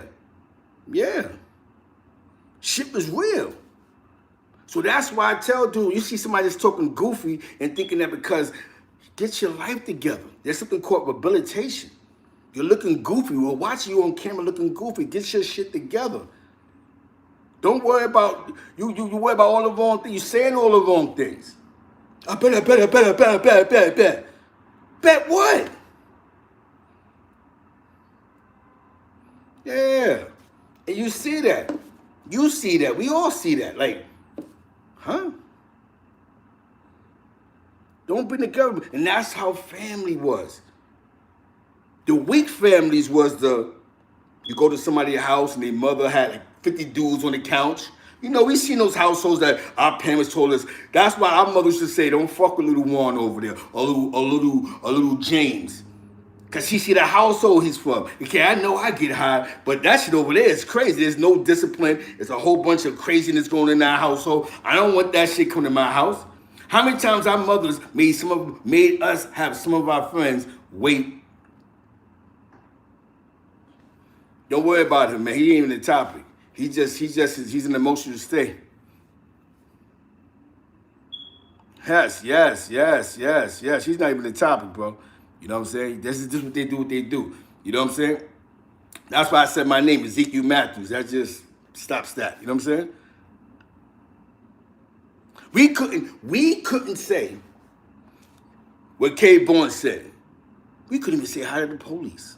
Firemen, yes, we play on the fire trucks, do backflips and all type of stuff. Our mothers used to pick and choose our friends. I don't like that dude right there. Make him wait outside. How many of our friends we have to keep out? Yo, my mom said she don't want you in the crib, bro. You know what I'm saying? You hear me? Nah, my mom said I can't have company. And they be sitting there going, but how come little Jesus go in your house? A little beat though, but why I can't come in? Because my mom sees something in the parents. She watches parents. This little nigga be outside all day. His parents is running around bugging out. His mother's always into something. They always out here beefing and yelling. Nah, he's some bad thread. I don't want to bring that in my household. How many of our friends that we had, yo, you can't come in.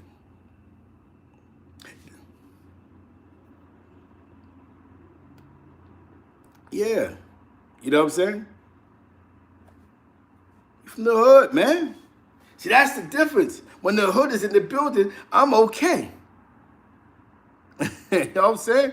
We come from that cloth, that texture. My mom, yo, they hate it. Yo, listen.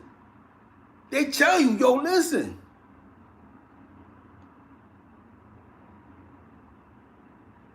Yeah, my mom's like, I don't want that nigga in my house. He got fleas. Remember, our parents clean the house all day. The couch, everything.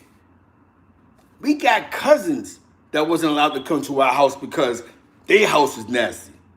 So don't get it twisted. We learned that shit not from some nigga in the jail cell. You know what I'm saying? Not a nigga in the jail cell, not a nigga. We learned this shit in the household. Now, a lot of you other niggas that come from these weak, you know what I'm saying? Yeah. We in the building, man. We here. That's why, you know, meant to talk about. Exactly. I like what John Poe said, be a leader, not a follower. Exactly. There's dudes you know for 50 years that never been in none of our houses, apartments. Dudes you grew up with, on the block, slap five on them, everything. Could never say, yo, I've been to his house when he was a kid. When he had G.I. Joes, I never played Joes with him. When they would watch wrestling on Sunday, I couldn't go upstairs and watch wrestling. See, a lot of us, that's West Indian, right? I'm going to keep it away 100 with you, right? Like my family's West Indian. You know what I'm saying? You know what I'm saying? They from the West Indies. So, them being West Indian, living in the Bahamas, they would get together and have this card game that they would play. I don't know what they would do. All the grandma, aunts, cousins, they would go to each other's house on the weekend and spend the whole weekend playing cards, gambling, doing this West Indian movement. So we as the kids would be at grandma's house. And when we be at grandma's house, we playing cards, you have a spades, and there's dudes that we still was not violating the crib. We wasn't letting dudes upstairs into the crib. We still respected grandma's house when grandma wasn't even around. Shout out to Taft Projects, man. My family's one of the first families that moved in Taft Projects when they built the buildings. Shout out, you know what I'm saying? Rest in peace to my grandmother, Ethel Ferguson, you know what I'm saying? You know what I'm saying? One of the first families. So I grew up in a different parameter, a different cipher, a different vision. You know what I'm saying? I like these dudes, man. What they think is OGs ain't like I told you. What we just said doesn't even go on in the household. Fuck the streets. It's weak bloodlines now. Where a dude, mother might have been a whore all her life, father smoking crack, uncles are snitches. So what's strong out of that? Yeah, that rummy shit. So we had a chance to go. So you know what I'm saying? We learned to be militant at a young age. Older cousins had to be parents on the weekends. I'm gonna be honest with you, right? My family per se. I got a cousin that's a doctor, a cousin that's a lawyer in Manhattan, a cousin that's a doctor. My other cousin, he's a CPA, he's like a real estate lawyer, but he went from a school in the Bronx to a private school in PA, went to Temple University. My other cousin, he's like an executive for Prudential Insurance. We're all around the same age. My generation, the second generation of West Indians that was here in America, they did great. I just happened to want to catch B and C felonies. My cousin Jeff, he works for Hollywood. You know why? Because in the household is where it begins. You can tell a fucked up household from how dudes is moving, how they acting, and how they reacting. Those are fucked up households. 730, I'm not too sure. You gotta tell me his name. 730. That name sound familiar though. But you understand what I'm saying? It's a different, like I tell dudes, man, it's a different light we live in. You know what I'm saying? It's a different light. Your household. The dudes that you still see on the corner, a lot of them dudes, was the dudes that came from fucked up households, bro. They wasn't really taught nothing. So all they got is the block. Then you got some dudes that just want to clean the community up because that's where they from. And they're doing something for the block. So you got some that just on the block because that's all that they, and then you got some that's on the block and they trying to create peace. Sean, that name sound familiar. You know what I'm saying? You feel me? It's like,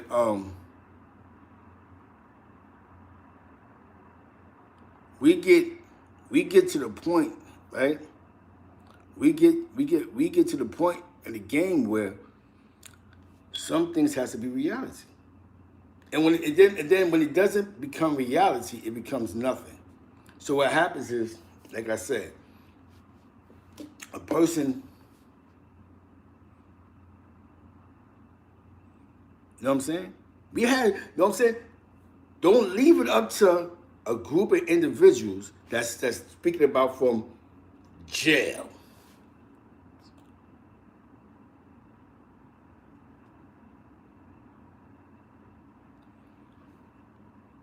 I heard the name 730 before though. You know what I'm saying? But you know what I'm saying? It's more. But see, you know what's so funny, man? I personally may not know who he is. Never heard his name before. But you see how we've got to the point where we're having gang conversations where we shouldn't have gang conversations. You know what I'm saying? And I understand that you might be gang, and I respect it because that's your choice. But we're talking about a generation before the gangs, even before we joined the clique. Our OGs was our parents. That's why I call my OG my father and my mother. My mother told me you gotta have life insurance before you die because anything can happen. My mother and my father said you should have insurance, medical insurance, because you might get sick at some point in your life. These are things that our parents told us. You know what I'm saying? We're not going into our parents no more. We're speaking by asking about other men that's in the penitentiary. That nothing wrong with doing 25 years in the penitentiary, but they're in controlled environments. You know what I'm saying? Let's speak about that one uncle that lost an arm in Vietnam that's getting a hefty check from the armed services. So now for all you dudes that want to shoot them up, bang, bang, why don't you join the armed services? They have a whole bunch of wars for you to fight. You know what I'm saying?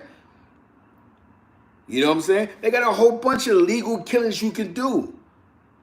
Now you understand what I'm saying? This is what somebody's supposed to tell you. You got a lot of anger. You got some shit on your chest you want to get off. Let's get you to Afghanistan. Let's get you to Iraq. We know you're going to get busy. I think our conversations is more gang because this is what we're used to. Because what happens now is the average young boy is like my father's blood and my uncle's crip and my mom's. She's a ruby red. So there's no generational thing. So now what happens is you're speaking about OGs and not talking about grandma. How about grandma who worked for the city for 30 years? Who was able to bury herself? A lot of us so-called gang members can't even bury ourselves. How many of y'all got life insurance? How many of y'all that if y'all get smoked right now, somebody's Yeah, exactly. You know what I'm saying? How many people got life insurance right now? You understand what I'm saying? And I'm going to tell you what's deep what you just said. Because a lot of your generation, another generation, y'all lost father figures. Even if your father was around, he wasn't that you looked up to. So then you found somebody that you call a big homie to look up to because your father wasn't like the man that you call your big bro. And you'll argue and you'll fight to defend your big bro or what you think is like your big bro because my father's nothing like that or my uncle's nothing like that or my grandfather's nothing like that. That's not how the households went. We had uncles that got high. We had uncles that did dope. We had all that. We had the same shit. These niggas was even worse. These were even. I tell you, we all had one uncle that swear to God that was getting money with Nicky Barnes. They all had a Nicky Barnes store. You know what I'm saying? Come on, man. Dudes is getting buried. Dudes is talking about the real niggas going to Potter's Field in New York City. Real niggas. It's taking dudes 2 weeks to get buried in New York City. Dudes is getting smoked on a Monday. It's taking him a month to bury him, and he's in the 5 boroughs. So what's gangster about making sure that you're secure? That means that you're worrying about all the wrong things. And I'm saying this clearly. This can't get no more clear than that. My father, right, was doing the jazz thing. Jazz was real big when he was coming around.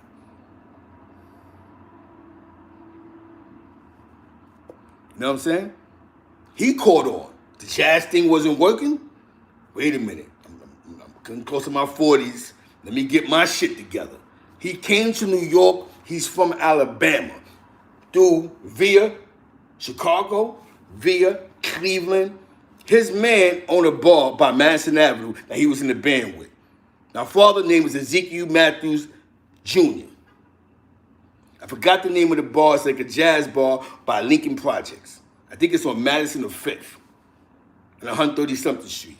The guy, if you go in there and ask him, the jazz guy, like, yo, you was in a band from Cleveland, John Coltrane and all that. He'll, yeah. You know a guy named Ezekiel Matthews, the trumpet. Oh, yeah, that's my man, Zeke. Boom.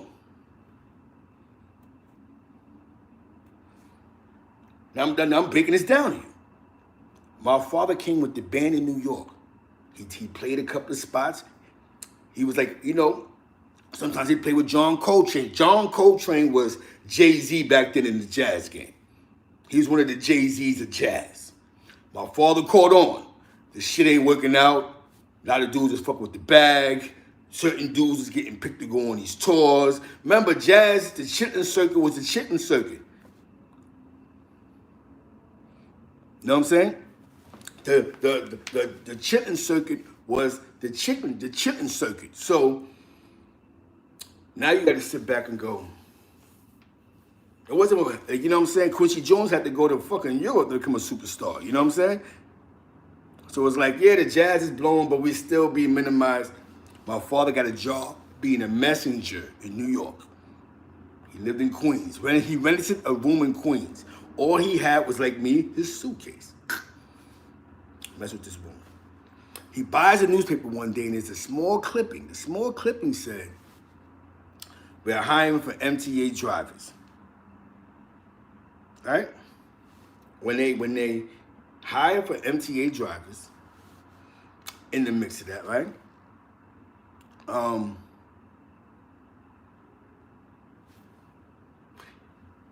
He got his GED.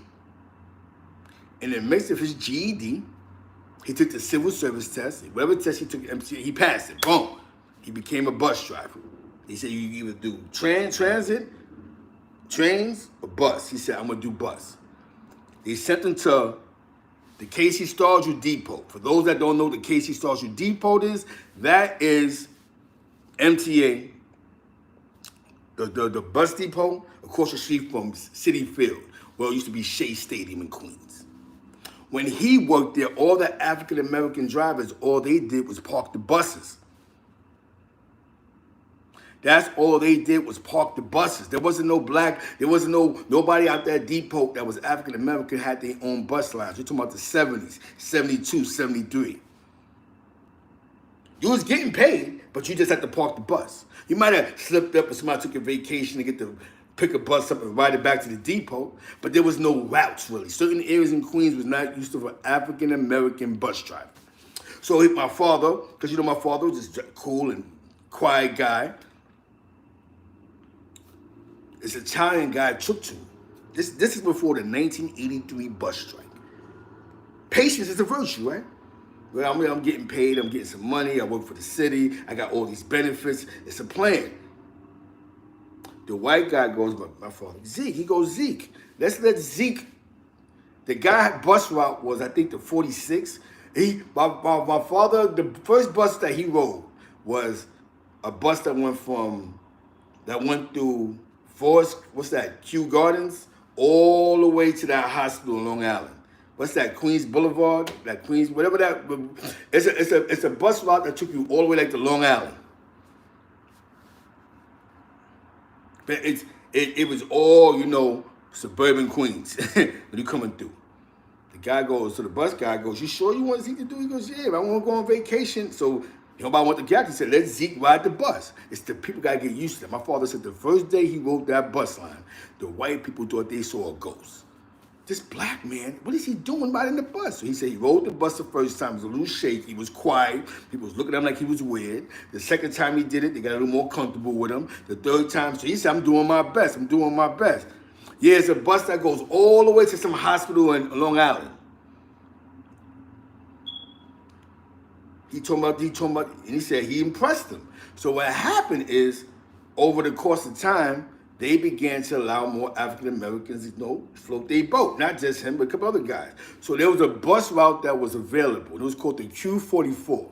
So if you rode the Q44 in the early 80s to the 90s, that was my father's bus route. The one that went through Jamaica, Flushing, Queens, to the Bronx, right by Bronx Zoo. That was my father's bus route.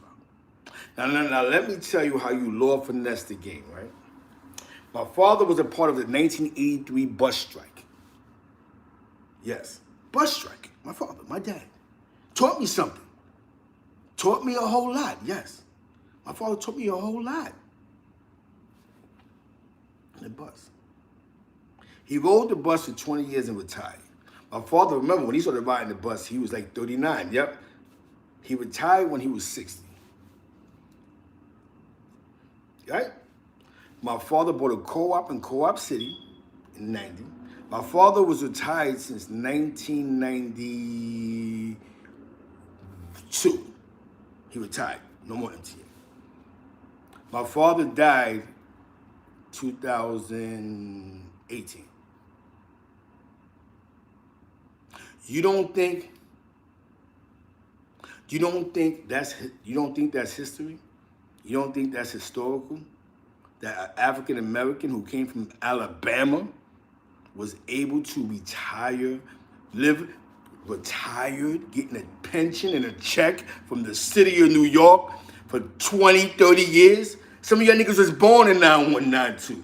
He just died in 2018 of health issues. That's dope. That's a dope story. Some niggas retire and die the next day. You know what I'm saying? He retired when he was 60. He had a 20-year run. His win was, he was there for the first strike, the first one. And the first strike was they win. Everything was executive. Pay went all the way up. Insurance went all the way up. He wasn't stupid. What he did was he went and bought a co-op in Co-op City for $30,000. I'm giving you a jewel right now. $30,000, Co-op City. He could have bought a house, but he's like, whatever he did, he bought a co-op. Co-op City in the 90s might have been crazy, but I guess where he lived in Section 4, where the firehouse was at, and McDonald's was across the street by Bartow. He lived on Alcott Place. I'm not from the Bronx, I'm from East Harlem, but that's what he did. But by the time he bought the co-op, I'm a grown man. I'm 1991, I'm catching cases already, you know what I'm saying? Him and his wife, Tina, rest in peace, Tina. So my story comes from cojones. Before he moved there, I remember he brought me to Queens, New York. He lived on 106th Street between Northern Boulevard and I guess 39th Avenue. 83 strike, right? I'm telling you something, the 83 strike. Everything changed, the city shut down, they won. MTA went up. Come on, man. I come from cojones. Exactly. I come from cojones. I don't come from a loser. I don't come from, whoa, what your dad do? He's still going to jail for boosting. Nothing wrong with that, for snatching pocketbooks. What's your grandfather do? He's still smoking crack.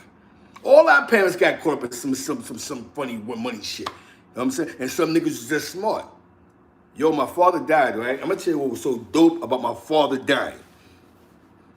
He thought he was gonna die four summers before then. But he didn't. He paid for his own headstone, his own funeral. He paid for this shit. Some of you niggas are die tomorrow. Some of you niggas are die tomorrow. And they take and y'all in New York City, a city of 8 million people. And they take your niggas 4 months, claiming all type of gangs. And they take your niggas 5 months. 5 months to bury your nigga. Like, damn, so you ain't bury your son yet? You part of a gang. Your gang can't put a kitty together? Understand what you represent. I'd rather represent MTA than represent a gang that doesn't have a pension plan, can't bury me, but I'm putting my life on the line every day. You gotta have a sense of security. Again, Pop Duke, right? Sense of security. At the end of the day, I'm not arguing with a bunch of gang members, niggas all day. I don't have a sense of security. If I get smoked right now, there's no, yo, son, we got 10,000 to bury you. I got my people who ain't gang related, gotta bury me. The fuck out of here. Beat it, Cletus. Back to the story. So Pop Duke, he goes, yo, here's these papers. If anything happens to me, here's these papers. Now, me and my pops, before he passed away, maybe he knew he was gonna die. I don't know. But we wasn't on good terms, right? Oh man, I ain't got time, so I'm moving around, just doing what I do. He's in the hospital, we connect, we kick it, boom, boom, boom. He like, yo, whatever you do, this is what Pop Duke tells me in my face. Whatever you do, do not fuck this package up. I know I'm gonna die. Make sure everything falls in place. I put together a concert at his funeral. Shout out to Peter Wayne. Peter Wayne is the individual that y'all don't know, you might have seen. He sang at the Black Rob funeral, but they blacked out a piece of him. Big guy from Harlem. You might know Peter Wayne. Peter Wayne, he definitely does it. If you're in Harlem, you know who I'm talking about. Peter Wayne. He wrote songs with Whitney Houston. He sang at my father's funeral. We had a concert there. So I go to this funeral home. I had the papers. Remember, I got the papers. I said, your father paid for it, but since he ain't died 4 summers ago, it's gained interest. So the interest was like $1,000. My father paid for a headstone. How many real niggas got headstones? How many of our real niggas is buried in cemeteries that don't have a headstone?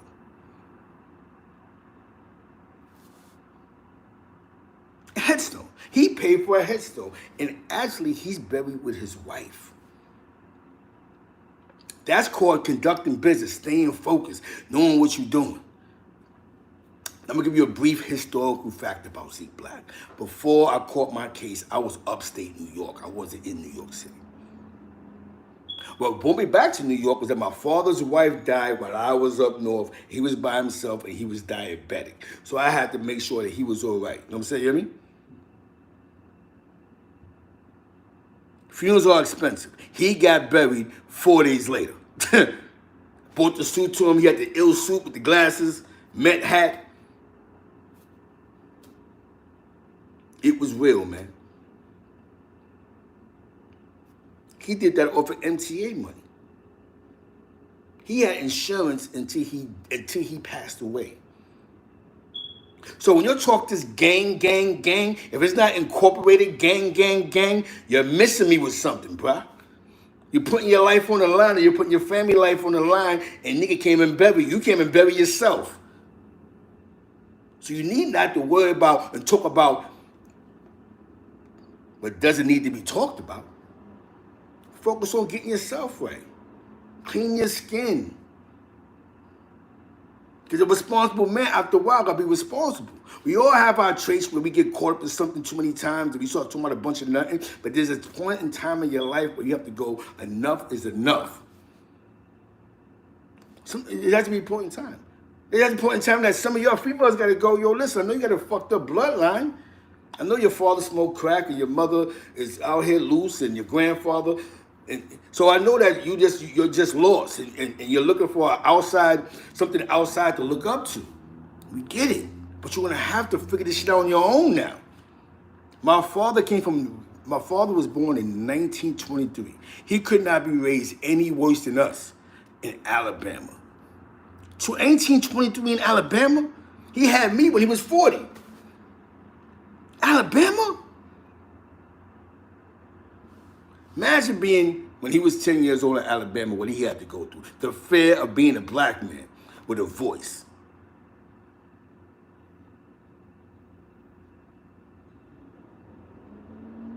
They looked at Martin Luther King and them like they was crazy. Definitely Malcolm X. Yo, Malcolm X is bugging. That's they looked at Malcolm X. Yo, you wildin'. Because a black man didn't have a voice. A black man in the South, in them slave states, didn't have a voice. How the fuck are we still going at each other on these platforms? Are we really scared of Whitey? Is that what it is? Are we scared of Whitey? Are we still here to make Whitey money, kill each other in these corners? Are we scared? I'm not even being real. I'm being serious, man. Because I'm sitting there going, imagine you in the United States of America and you can voice your opinion about how Whitey was treating you. The Caucasians American.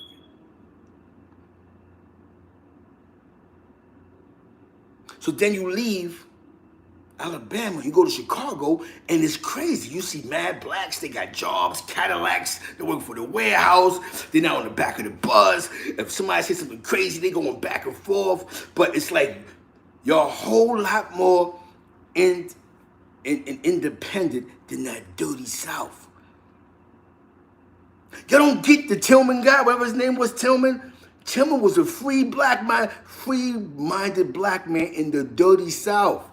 He was already a troublemaker. Why? Because, what? Bugging. I'm not sitting in the back of the bus. What? I'm not using a different bathroom. Emmett Till was a threat already. Forget what happened to him, because that happened. He was a threat already. He was a threat already.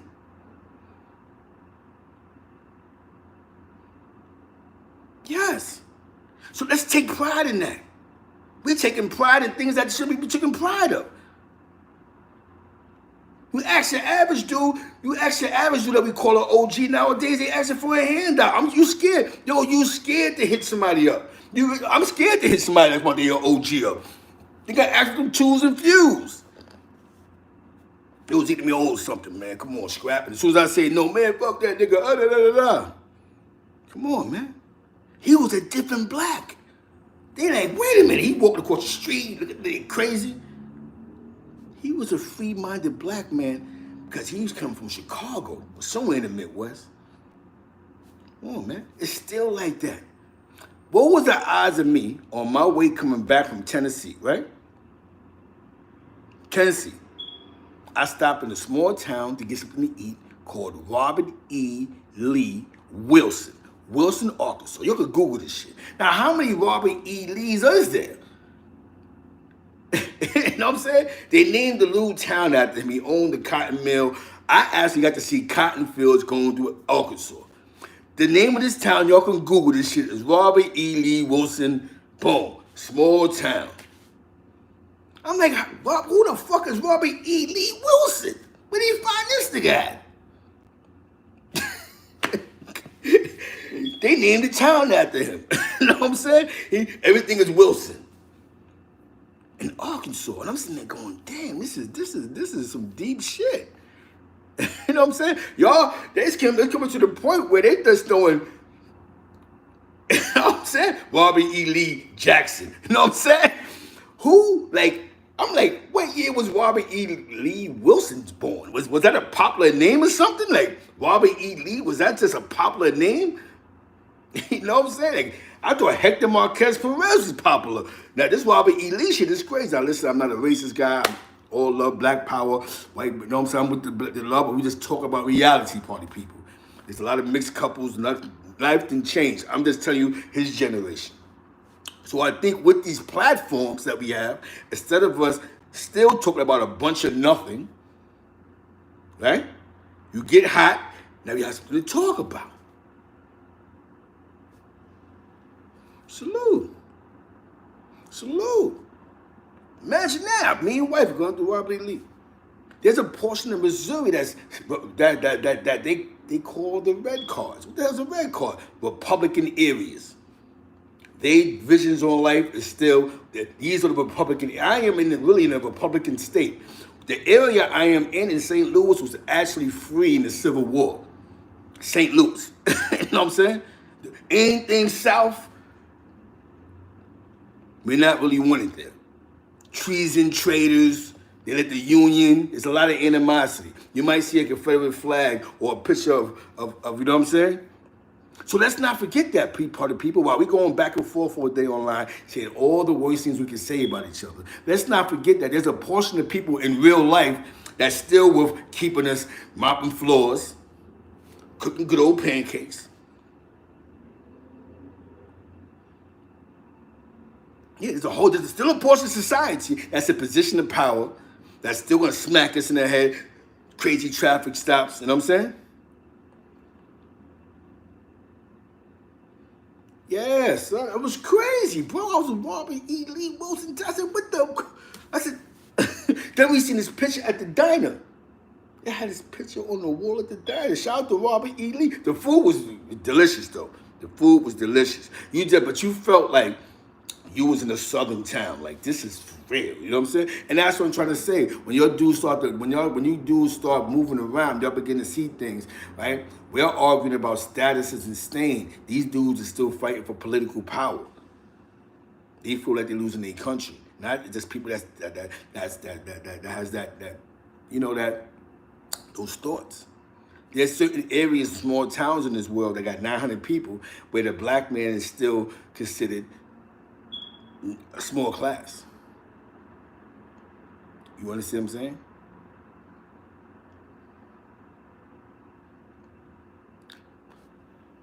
Well, I never knew his last name was Wilson, but this guy's name was Robert E. Lee Wilson. That's what I said, what year was this guy born? You know what I'm saying? But it's crazy. But I ain't gonna front, the first time I ever seen cotton fields was riding through Arkansas, bro. I got to actually see what a cotton field was. Then I seen the cotton mill. I seen the cotton mill before in Albany, in Cohoes, New York, the old mill. So you have to understand, there's a lot of history of us come from. These are the things, yep.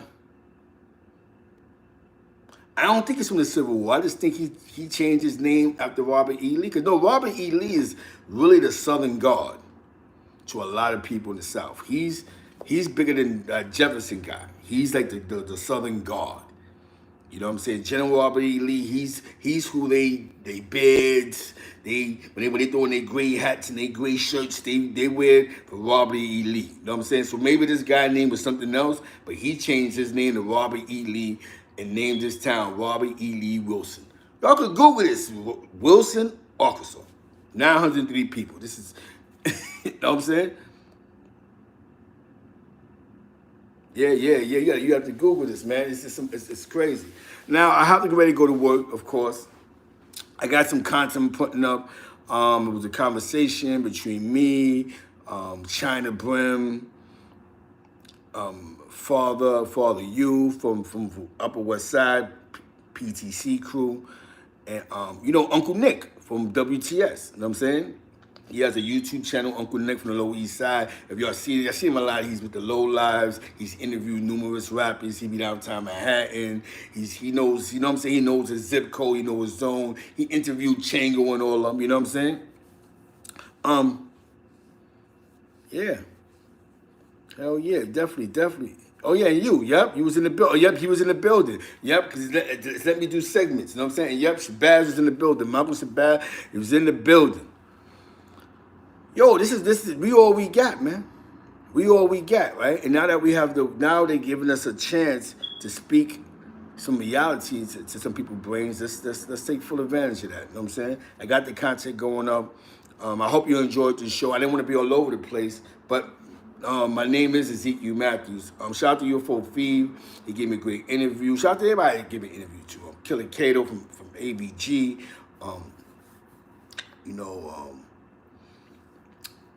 The feedback I'm getting from the streets is love. Fatso Brim, salute to Fatso Brim. It's just great, man. She's a difference between reality, right, and what you look up to. And sometimes we have to understand what we look up to. What place on Livingston? Nah, I never lived on Livingston. He said Livingston, but what place you talking about? That the Labor Temple, or where that Jamaican spot was? The Jamaican spot was on Livingston, though. Like them side blocks by Livingston Ave. That spot used to be popping, too. You know what I'm saying? The basement joint, you know what I'm saying? It was that, the TC Club, Spur and all of them, you know what I'm saying? Shout out to Spur, Monty Bop and all of them. Like I said, it's a great thing, man. People say what they want to say, but sometimes some things it's got to make sense. The power to the people. I appreciate all those that has pulled up for the show, but my name is Zeke Matthews. Just to let y'all know that. My name is Zeke Matthews. I've never been charged with nothing strange. There's nothing online about this crazy about me. But one thing I am going to say, though, right, is that for all y'all that's looking for like an OG, don't look for unaccomplished gang members that lead you to hell. You know? Try to find somebody that's really that's really, yeah, exactly. Somebody's on the land, somebody who's grounded, somebody who really teach you principles, real principles. Because you have to, I'm gonna tell you something. At a certain age, you have to focus on you. What I mean, you is health, housing, basic life skills. If you don't have none of those, then you're just wasting time, bro. If you're not focusing on that means whatever bag you're chasing, that should be the bag to make sure that you're secure by the time you're 50, 60 years old. It's not about how high he is serious. At some point, me and wifey are we live in a co-op condo building, but eventually we're gonna get a condo. Because at some point we gotta make a life-changing decision. We have to become responsible. More responsible, as in the insurance is on point, the stock plan is on point, 401k, anything can happen. We just seen it with the pandemic. You know what I'm saying? A lot of dudes is losing jobs now because they don't want to get a shot. And that's what it's about. So that's why I tell my daughter, you want to strive for the best. I understand the biggest fight that you can do fighting the power in America is to become a successful black person. That's a win. It's just become a successful. Everybody can create a business, but become successful in what you do. Just become successful. You don't have to be I can't win unless I'm a boss. Be successful in your craft, because that's what we're mixing it up right now. When your nephew goes, Dad, I got a scholarship to go to UCLA. You go, you focusing on basketball. Why don't you focus on the education?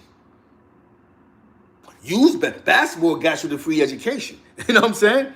But that's not, if that don't work out, you know that education, that paperwork, right? Let me tell you something that's dope before I go. Wifey was a manager someplace else. One day she's playing on the internet. She sees a job at the hospital. In a hospital, bro. Doing blood work, doing some type of working in the blood lab. Credentials that she had 10 to 15 years ago helped her get the job. Her associate degree. Things that we don't think about, right? She had an associate degree. Her GED. Right? All this that we don't even think about. She's just a supervisor, a manager over here getting good money. She playing on the internet. All the stuff, I said, that's crazy. All the paperwork you got is from 10 years ago, 15 years ago. This helped her land the job she got right now. So don't ever think the paperwork is not going to work. That's the paperwork that works for you in life. When all fails, I can get a job. A lot of you niggas don't got no paperwork. Only paperwork I got is what I got on talking about somebody else. Where's your paperwork? Where's your GED? Where's your associate? Where all the time that you waste focus on everything else you shouldn't focus on, how about you? Wifey just made that happen. She just showed me some shit. Quit her job. Boom, out of it. I'm getting more money over here. I'm working in the hospital. They got a pension. They got this, that, and the third. I'm going to do this for the next 30 years. But the weird part about it was all the paperwork that she had was all certifications from 10 to 15 years ago. That's not gangster. That's not gangster to you. She got weekends off, all type of shit. We chilling. Can't get no more gangster than that, bro. If you can't be successful owning your own business, that paperwork works. Even when you don't think about it. She said, I wasn't even thinking about the paperwork. They asked me for my associate, my GED, my thing for taking blood, the paperwork for that. All that was 10, 15 years ago. I had all that in the file, sent that to him. I went, gave him some urine. Next day, hired. In the hospital, bro. I'm sitting there going, yo. I got my GED. Maybe I should take advantage of certain little classes and certifications. You never know when you might need it. A lot of you niggas is too busy taking wrong advice from niggas that don't got their shit together. Maybe you have to take advice from niggas who got their shit together. You gotta prepare for your future at some point. Like my daughter. My daughter, she wants to, whatever she want to do, she got 2 more years to figure that shit out. But she's a junior in college right now. Hey, focus on the win. That paperwork is gonna win. My cousin Delvon, he's a doctor in Florida. He comes out of Wagner Projects. He was outside.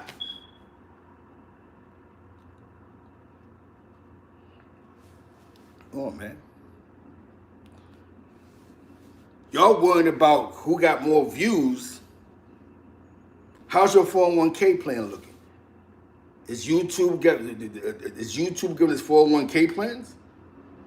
If I'm right, YouTube they're saying is if I make a certain amount of money every month, I'm supposed to be paying taxes every 90 days or 6 months or whatever the case may be. I don't work for YouTube. I'm not gonna get, I don't got a pension, I don't got an insurance plan.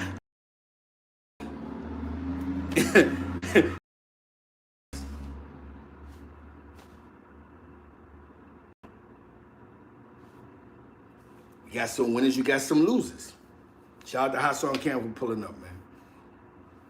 You gotta go for the win. I got it, you know what I'm saying? I'm just being honest with you. Anything else is uncivilized. One thing that wifey, because you know, I don't know how to do this technically. I'm learning this shit as we go, right? Before I go. The job I got now, I had to submit a background check, right? Now the background check I had to submit, I'm getting emails. I didn't have any emails, so the email wifey check it to make sure I got everything right. So wifey, she's seeing my criminal history, she sees everything. Boom, boom, boom, boom. I got the job I got. Certain crimes, you're not gonna get certain jobs. But first and foremost, wifey, because she's helped me go through the process of, because I'm not from St. Louis. So me not being from greater city of St. Louis, they wanted more detail. Because I'm from New York. I passed. I got the job. Any job, and ever since I passed that one test, every other job is just a go. So there's nothing crazy on my. You have to realize sometimes you have to focus on the win. Don't be mad because I don't need YouTube to win. I enjoyed speaking to you guys. I enjoyed going viral with ChynaBrim last week. But at the end of the day, I have a job. I'm making good money off of. I got insurance. So I bury myself. You know, responsible things. My kids might get something. Our kids might get something. I think for the future, man. Being goofy, being a junkie, and saying stupid shit don't get you nowhere. That's because when you come from a weak bloodline, you think that's reality. You begin to believe that's reality.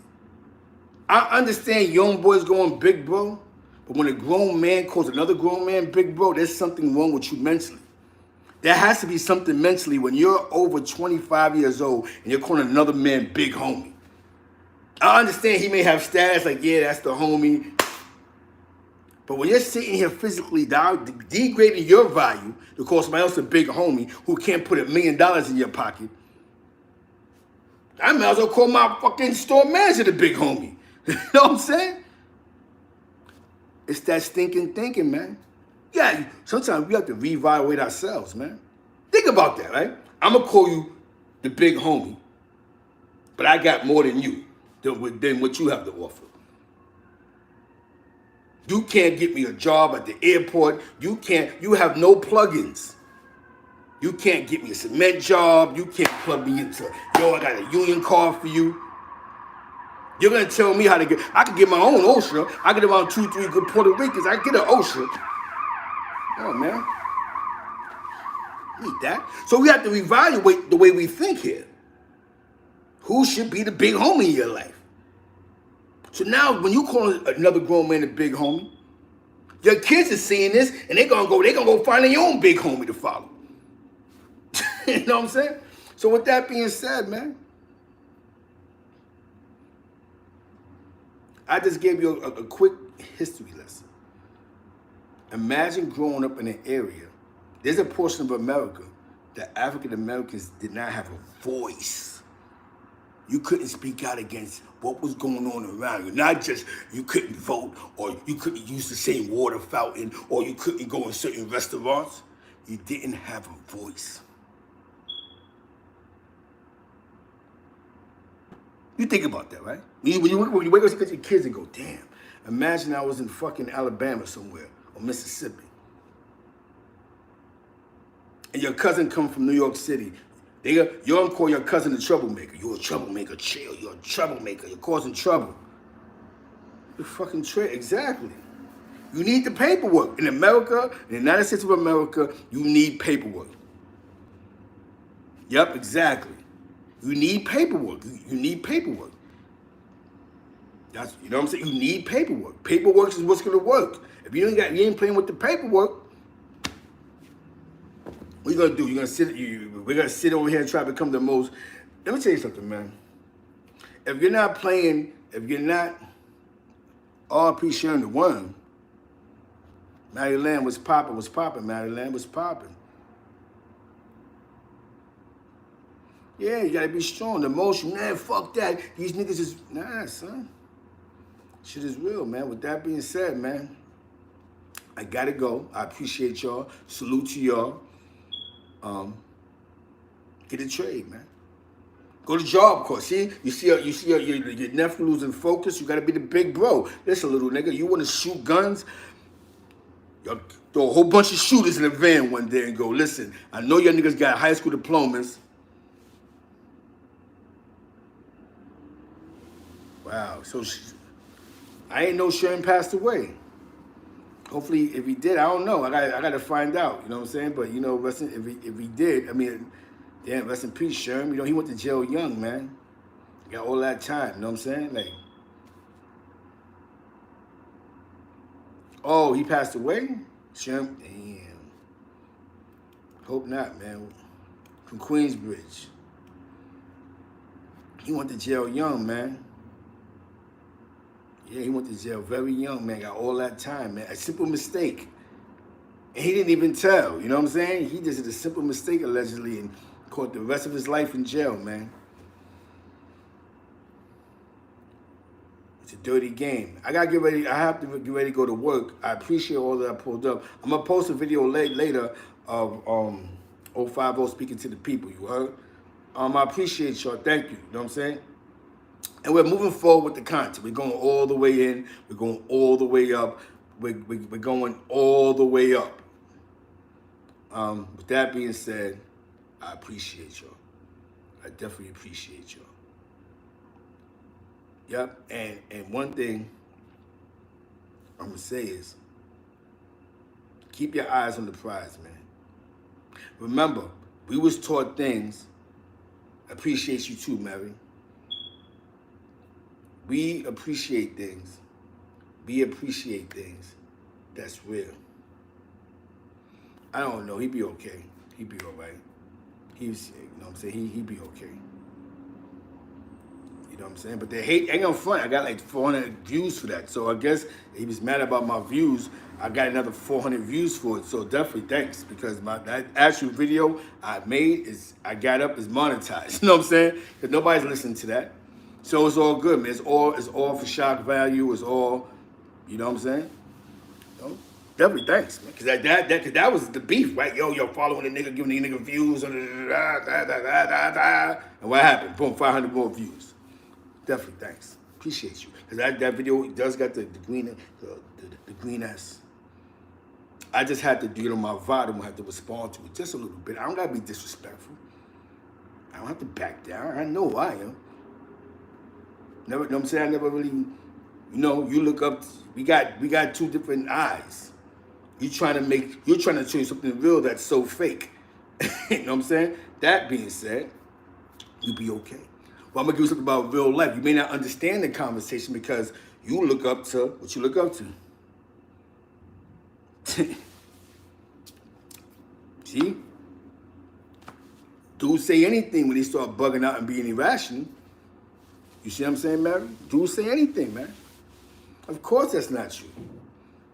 You know what I'm saying? People say anything. And this guy, that. Because they try to say something and hopefully somebody jumps in there and go, yo, I know him. Blah, blah, blah. And that's what, you know, and one thing about, like I said, the cojones.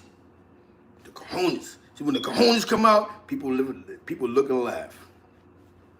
It's a winning chain. But you know what? We don't want to talk about him in this life. You know what I want to talk about him for? Because it doesn't matter. Keep popping. When you wake up in the morning and you call your dad and he's like, I was getting high all weekend. You know, it's the same. It's the anger. It's the anger within. Because when you be yourself, it's not so entertaining. Nobody want to hear the story of skateboarding and the little nerdy kid. You know what I'm saying? It's to win. People say it ain't all that they're going to say. One thing about the game, people say all that they're going to say.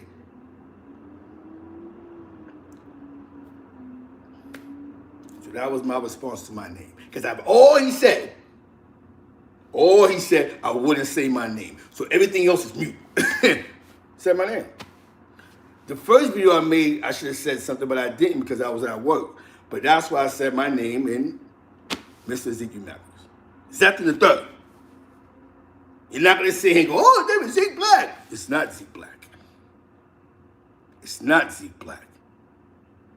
Now, there is a Zeke Black out there. There's two. There's one from East Harlem that was getting $1 billion. And then there's the guy that you made a video about. The guy you made a video about that was from Long Island.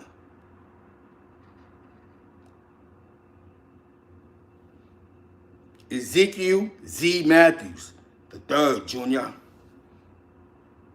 See, don't start mixing the mint. That's why I appreciate you, Mary, for putting them on blast yesterday. Dude, definitely appreciate you. That was better than the donation. Then he go, talking about nothing. I know that. Out of here, man. Like I told you, you had Charles Black, Tom Black, Kenny Black, Zeke Black. Out of all the 4 blacks, none of our last name was actually Black. You know what I'm saying? So those... That being said, man, we're not entertaining that. With that being said, One Eye Willie, Combined Filming. Check out the next IG Live.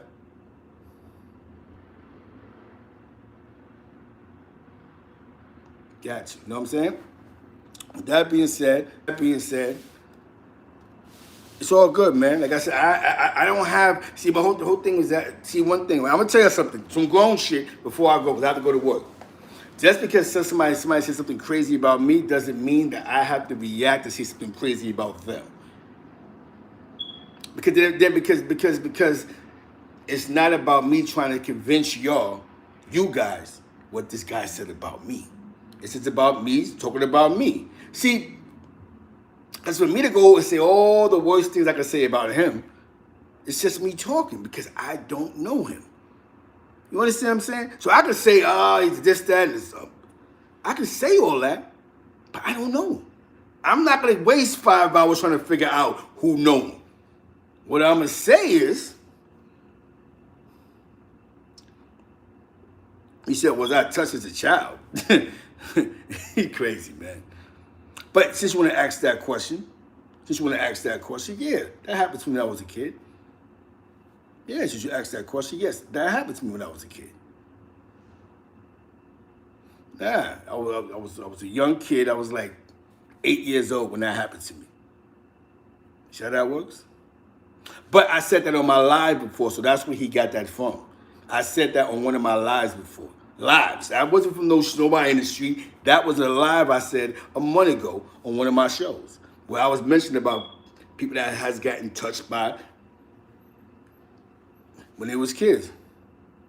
What happened to the person was me and my man beat flames out of him. That's what happened to that person.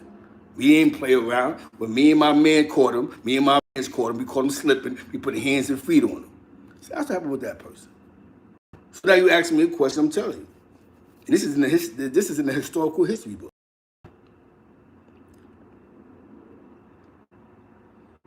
I'm answering your question, bro. Now, don't listen to all that, man. See, again, now I'm not gonna do that. We're not gonna do that. He be all right. See, now you ask him now. He just talk. Again, I'm Zeke Black. I'm Zeke Black. That's it.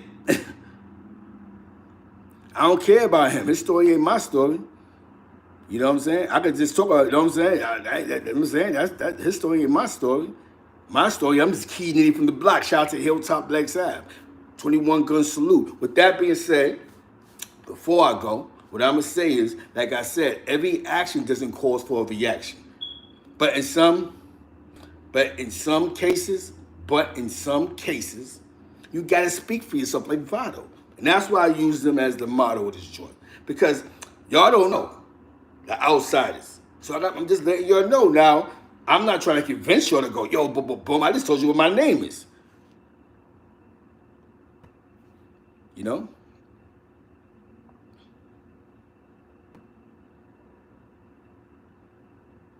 You know what I mean? With that being said, you know what I'm saying? Just think about that.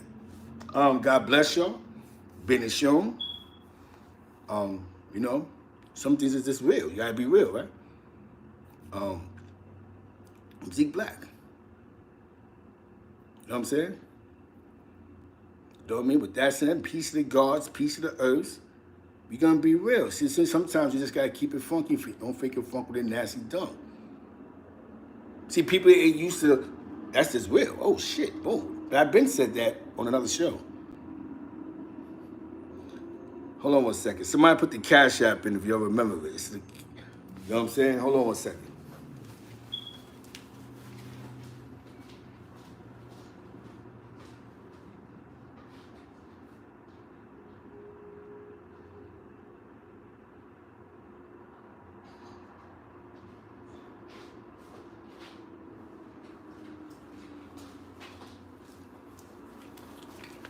Because you can't be that invested in the kid.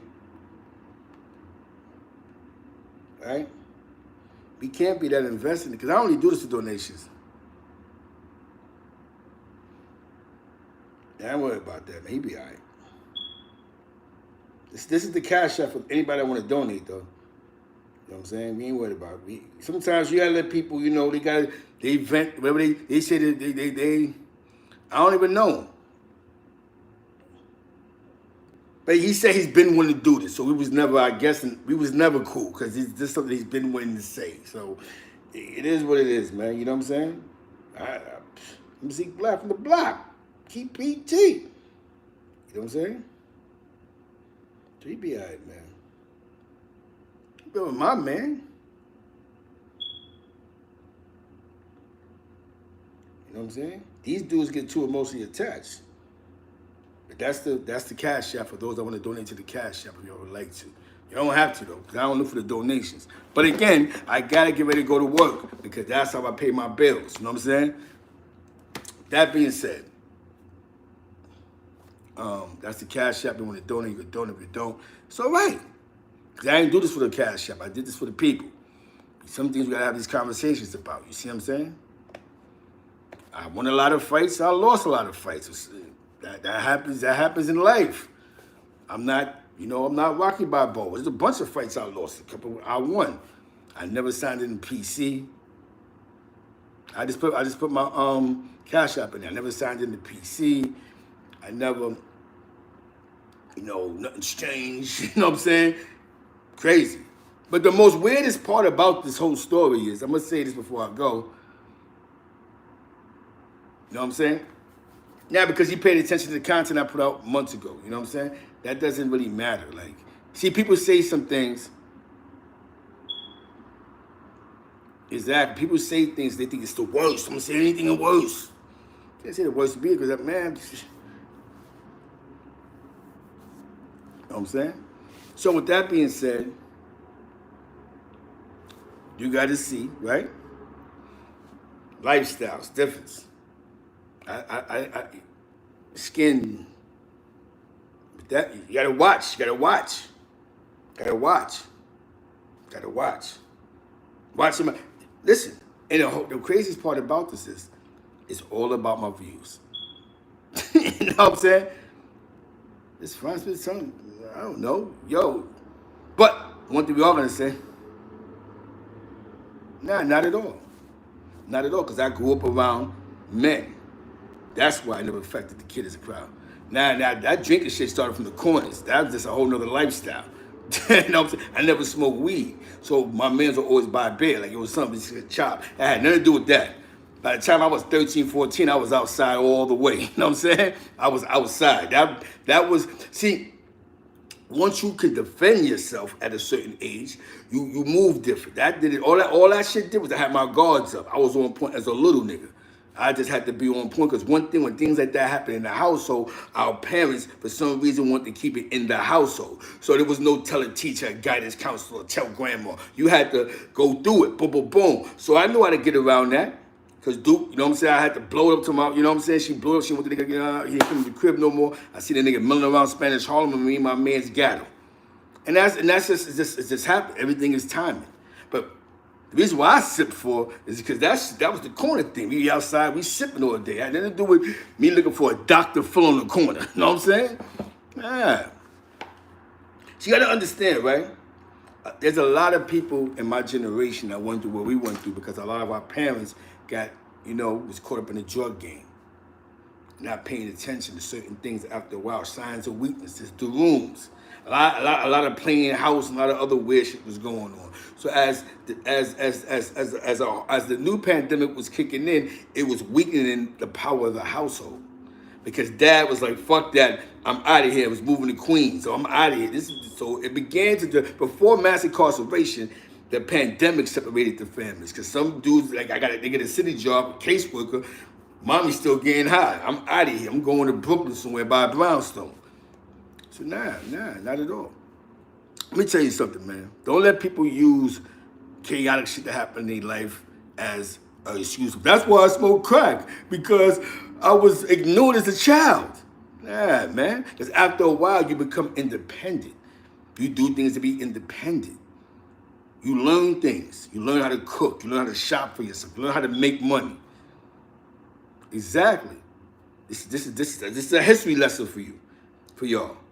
So there's a whole bunch of dudes my generation that got the same story. Because the drugs weaken the household. So now company's over, or this person's over, or mommy's on the bench for 2-3 days and she got this nigga watching us. So that's how things like that happen. Mommy's out partying, not just say mommy's at work. How about us who mothers will go out on a Friday, we don't see it on Monday? Who's watching this? The oldest guy in the room. So it wasn't a grown man, you know what I'm saying? Had to be more clear on that, right? But this is how, when a person gets emotional, oh, he said that in the video. Or, yo, he said this, that, and the third. This, that, and the third. Yo, and this is that. Huh? But let's look at you. You know what I'm saying? Let's look at you. When you look at you, you go, this is who we talking about. This guy, look at him. Look at him.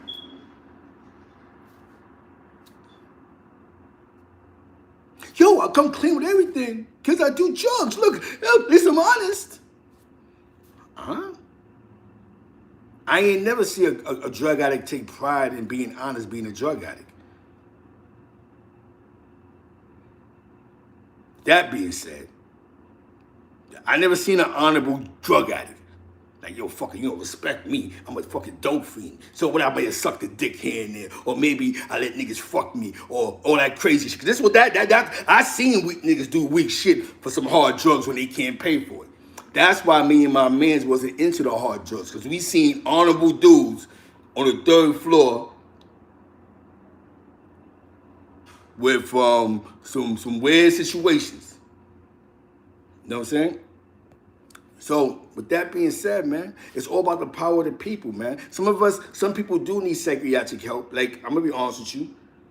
One thing in our hoods, we don't get psychiatric help. We don't see doctors. We believe that we can solve our own problems, and that's the problem. Our youth is being destroyed from looking for outside resources to raise them. So you got some young boys who don't mind going to jail for 20 years because they look up to these guys that they consider to be powerful in their life because what's around them is drugs and mayhem. We don't want that. We don't want that. Like I told you, sometimes every reaction is for a reaction. You can't. You know what I'm saying? My crew ran with was called PT-131. We was pirates. We drank all day. That was our thing. We sip all day. We drink Bacardi. We sip on the smearing off, and it's years of graded. The Hennessy, we went from 40 ounces and private stock, and it was private. We all had something in common. Something in one way or another, one of us had something in common. If it was playing with G.I. Joes, or if it was this situation, or that bad situation, or yo, my mom's do this, or yo, this, that, and third. We all had something in common that brought us together as a clique, as a team, as a family. The one thing I'm gonna tell you, man, get your shit together before you worry about everybody else who got their shit together, who's getting their shit together. Don't worry about, get your shit together. When you get your shit together, you'll focus more on what works for you and stop looking at everything else. That being said, let me go. I gotta go to work. Shout out to Southern Belle Wifey. Shout out to 050 ChynaBrim. Bringing us that great content. I'm gonna be posting that video soon. Today. I'm happy y'all jumped in. Y'all was here this morning. I appreciate y'all, and I enjoyed this. You know what I'm saying? I didn't want to get too stuck on different topics, man. I definitely, I just try to give a teaching moment in everything I speak about now. I don't have to be disrespectful. I'm someplace else now. People are coming to check for content and not bullshit. My life is an open book. My life. And that's just it. I went to jail for hustling. You know what I'm saying?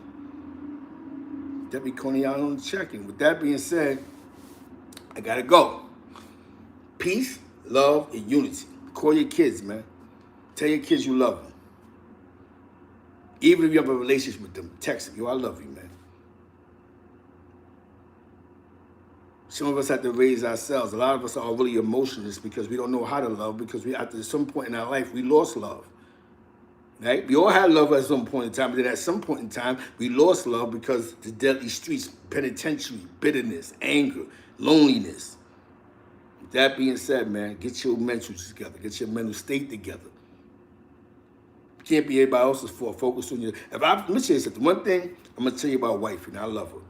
Wifey said some shit to me one day that was more powerful than anything else in a long time. I used to ride a truck for somebody, right? Not I can't drive, but do a little book run for somebody. Do a book, whatever, it was a book run. And she go, you a good guy. She moved from, she was in St. Louis, she lived with me in New York. She says, you're a good guy. But you're taking slave wages to be a good guy, to be real.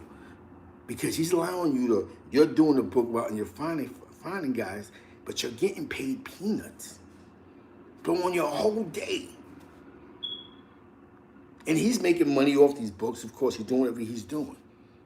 You're better than that. You don't got insurance plans. You don't have nothing. If you get hurt, you're just going to get hurt. So I said, we're going to do a moving company. So me and the guy did a moving company. She's still like, it's not benefiting. You still don't have no insurance. You don't have boom. You're not paying no taxes on this shit. This is just like some backdoor bandit shit. So now I come to St. Louis. A situation happened where me and the partner we had, in the situation he got mad over, he had the right to, because something happened with a truck, and the place he rented the truck from was asking for some type, you know what I'm saying, something that should have never happened, but maybe it was God. And when God did this, like I said, maybe it was God. Right? He said, you might as well stay out here, man. Your father passed away, your kids is on their way to college, everything is good. And I said, you know what? Because I was, even though it was like a long distance relationship, we're going on 6 years in a couple of weeks. That's how long we've been together. So even though she moved back to St. Louis, we were still in contact. I would come out here. And now that I'm out here, I'm chilling. You see what we're doing. Baseball games, doing the things that we like to do, going out to eat, getting our hit the Marquez for Reds on, our dancing on. And we're loving this. And we're growing every day, 6 years strong. 6 years strong. She lived in New York. I'm living in St. Louis. That's love. You know what I'm saying? That's love. You're watching my life. You're watching it. Some people isn't. So with that being said, I couldn't do it the boss way, so I got a job. Dugged it out. I've only been in St. Louis for 16 months. I am now like an assistant. I'm considered assistant store manager of a department in a Fortune 500 company. I went from making $10 an hour to But thank you to wifey, because wifey was like, we're going to do this together. And I had to do my, had to do my part. Go crazy, caught COVID and everything. Caught COVID and everything. In the mix of all this shit. Boom. Got that position. Shout out to wifey, man. I did this with 5 polo shirts and 5 pair of slacks. Shout out to wifey. 5 polo shirts and 5 pair of slacks. Had to start all over again. Yeah. With that being said, peace, love,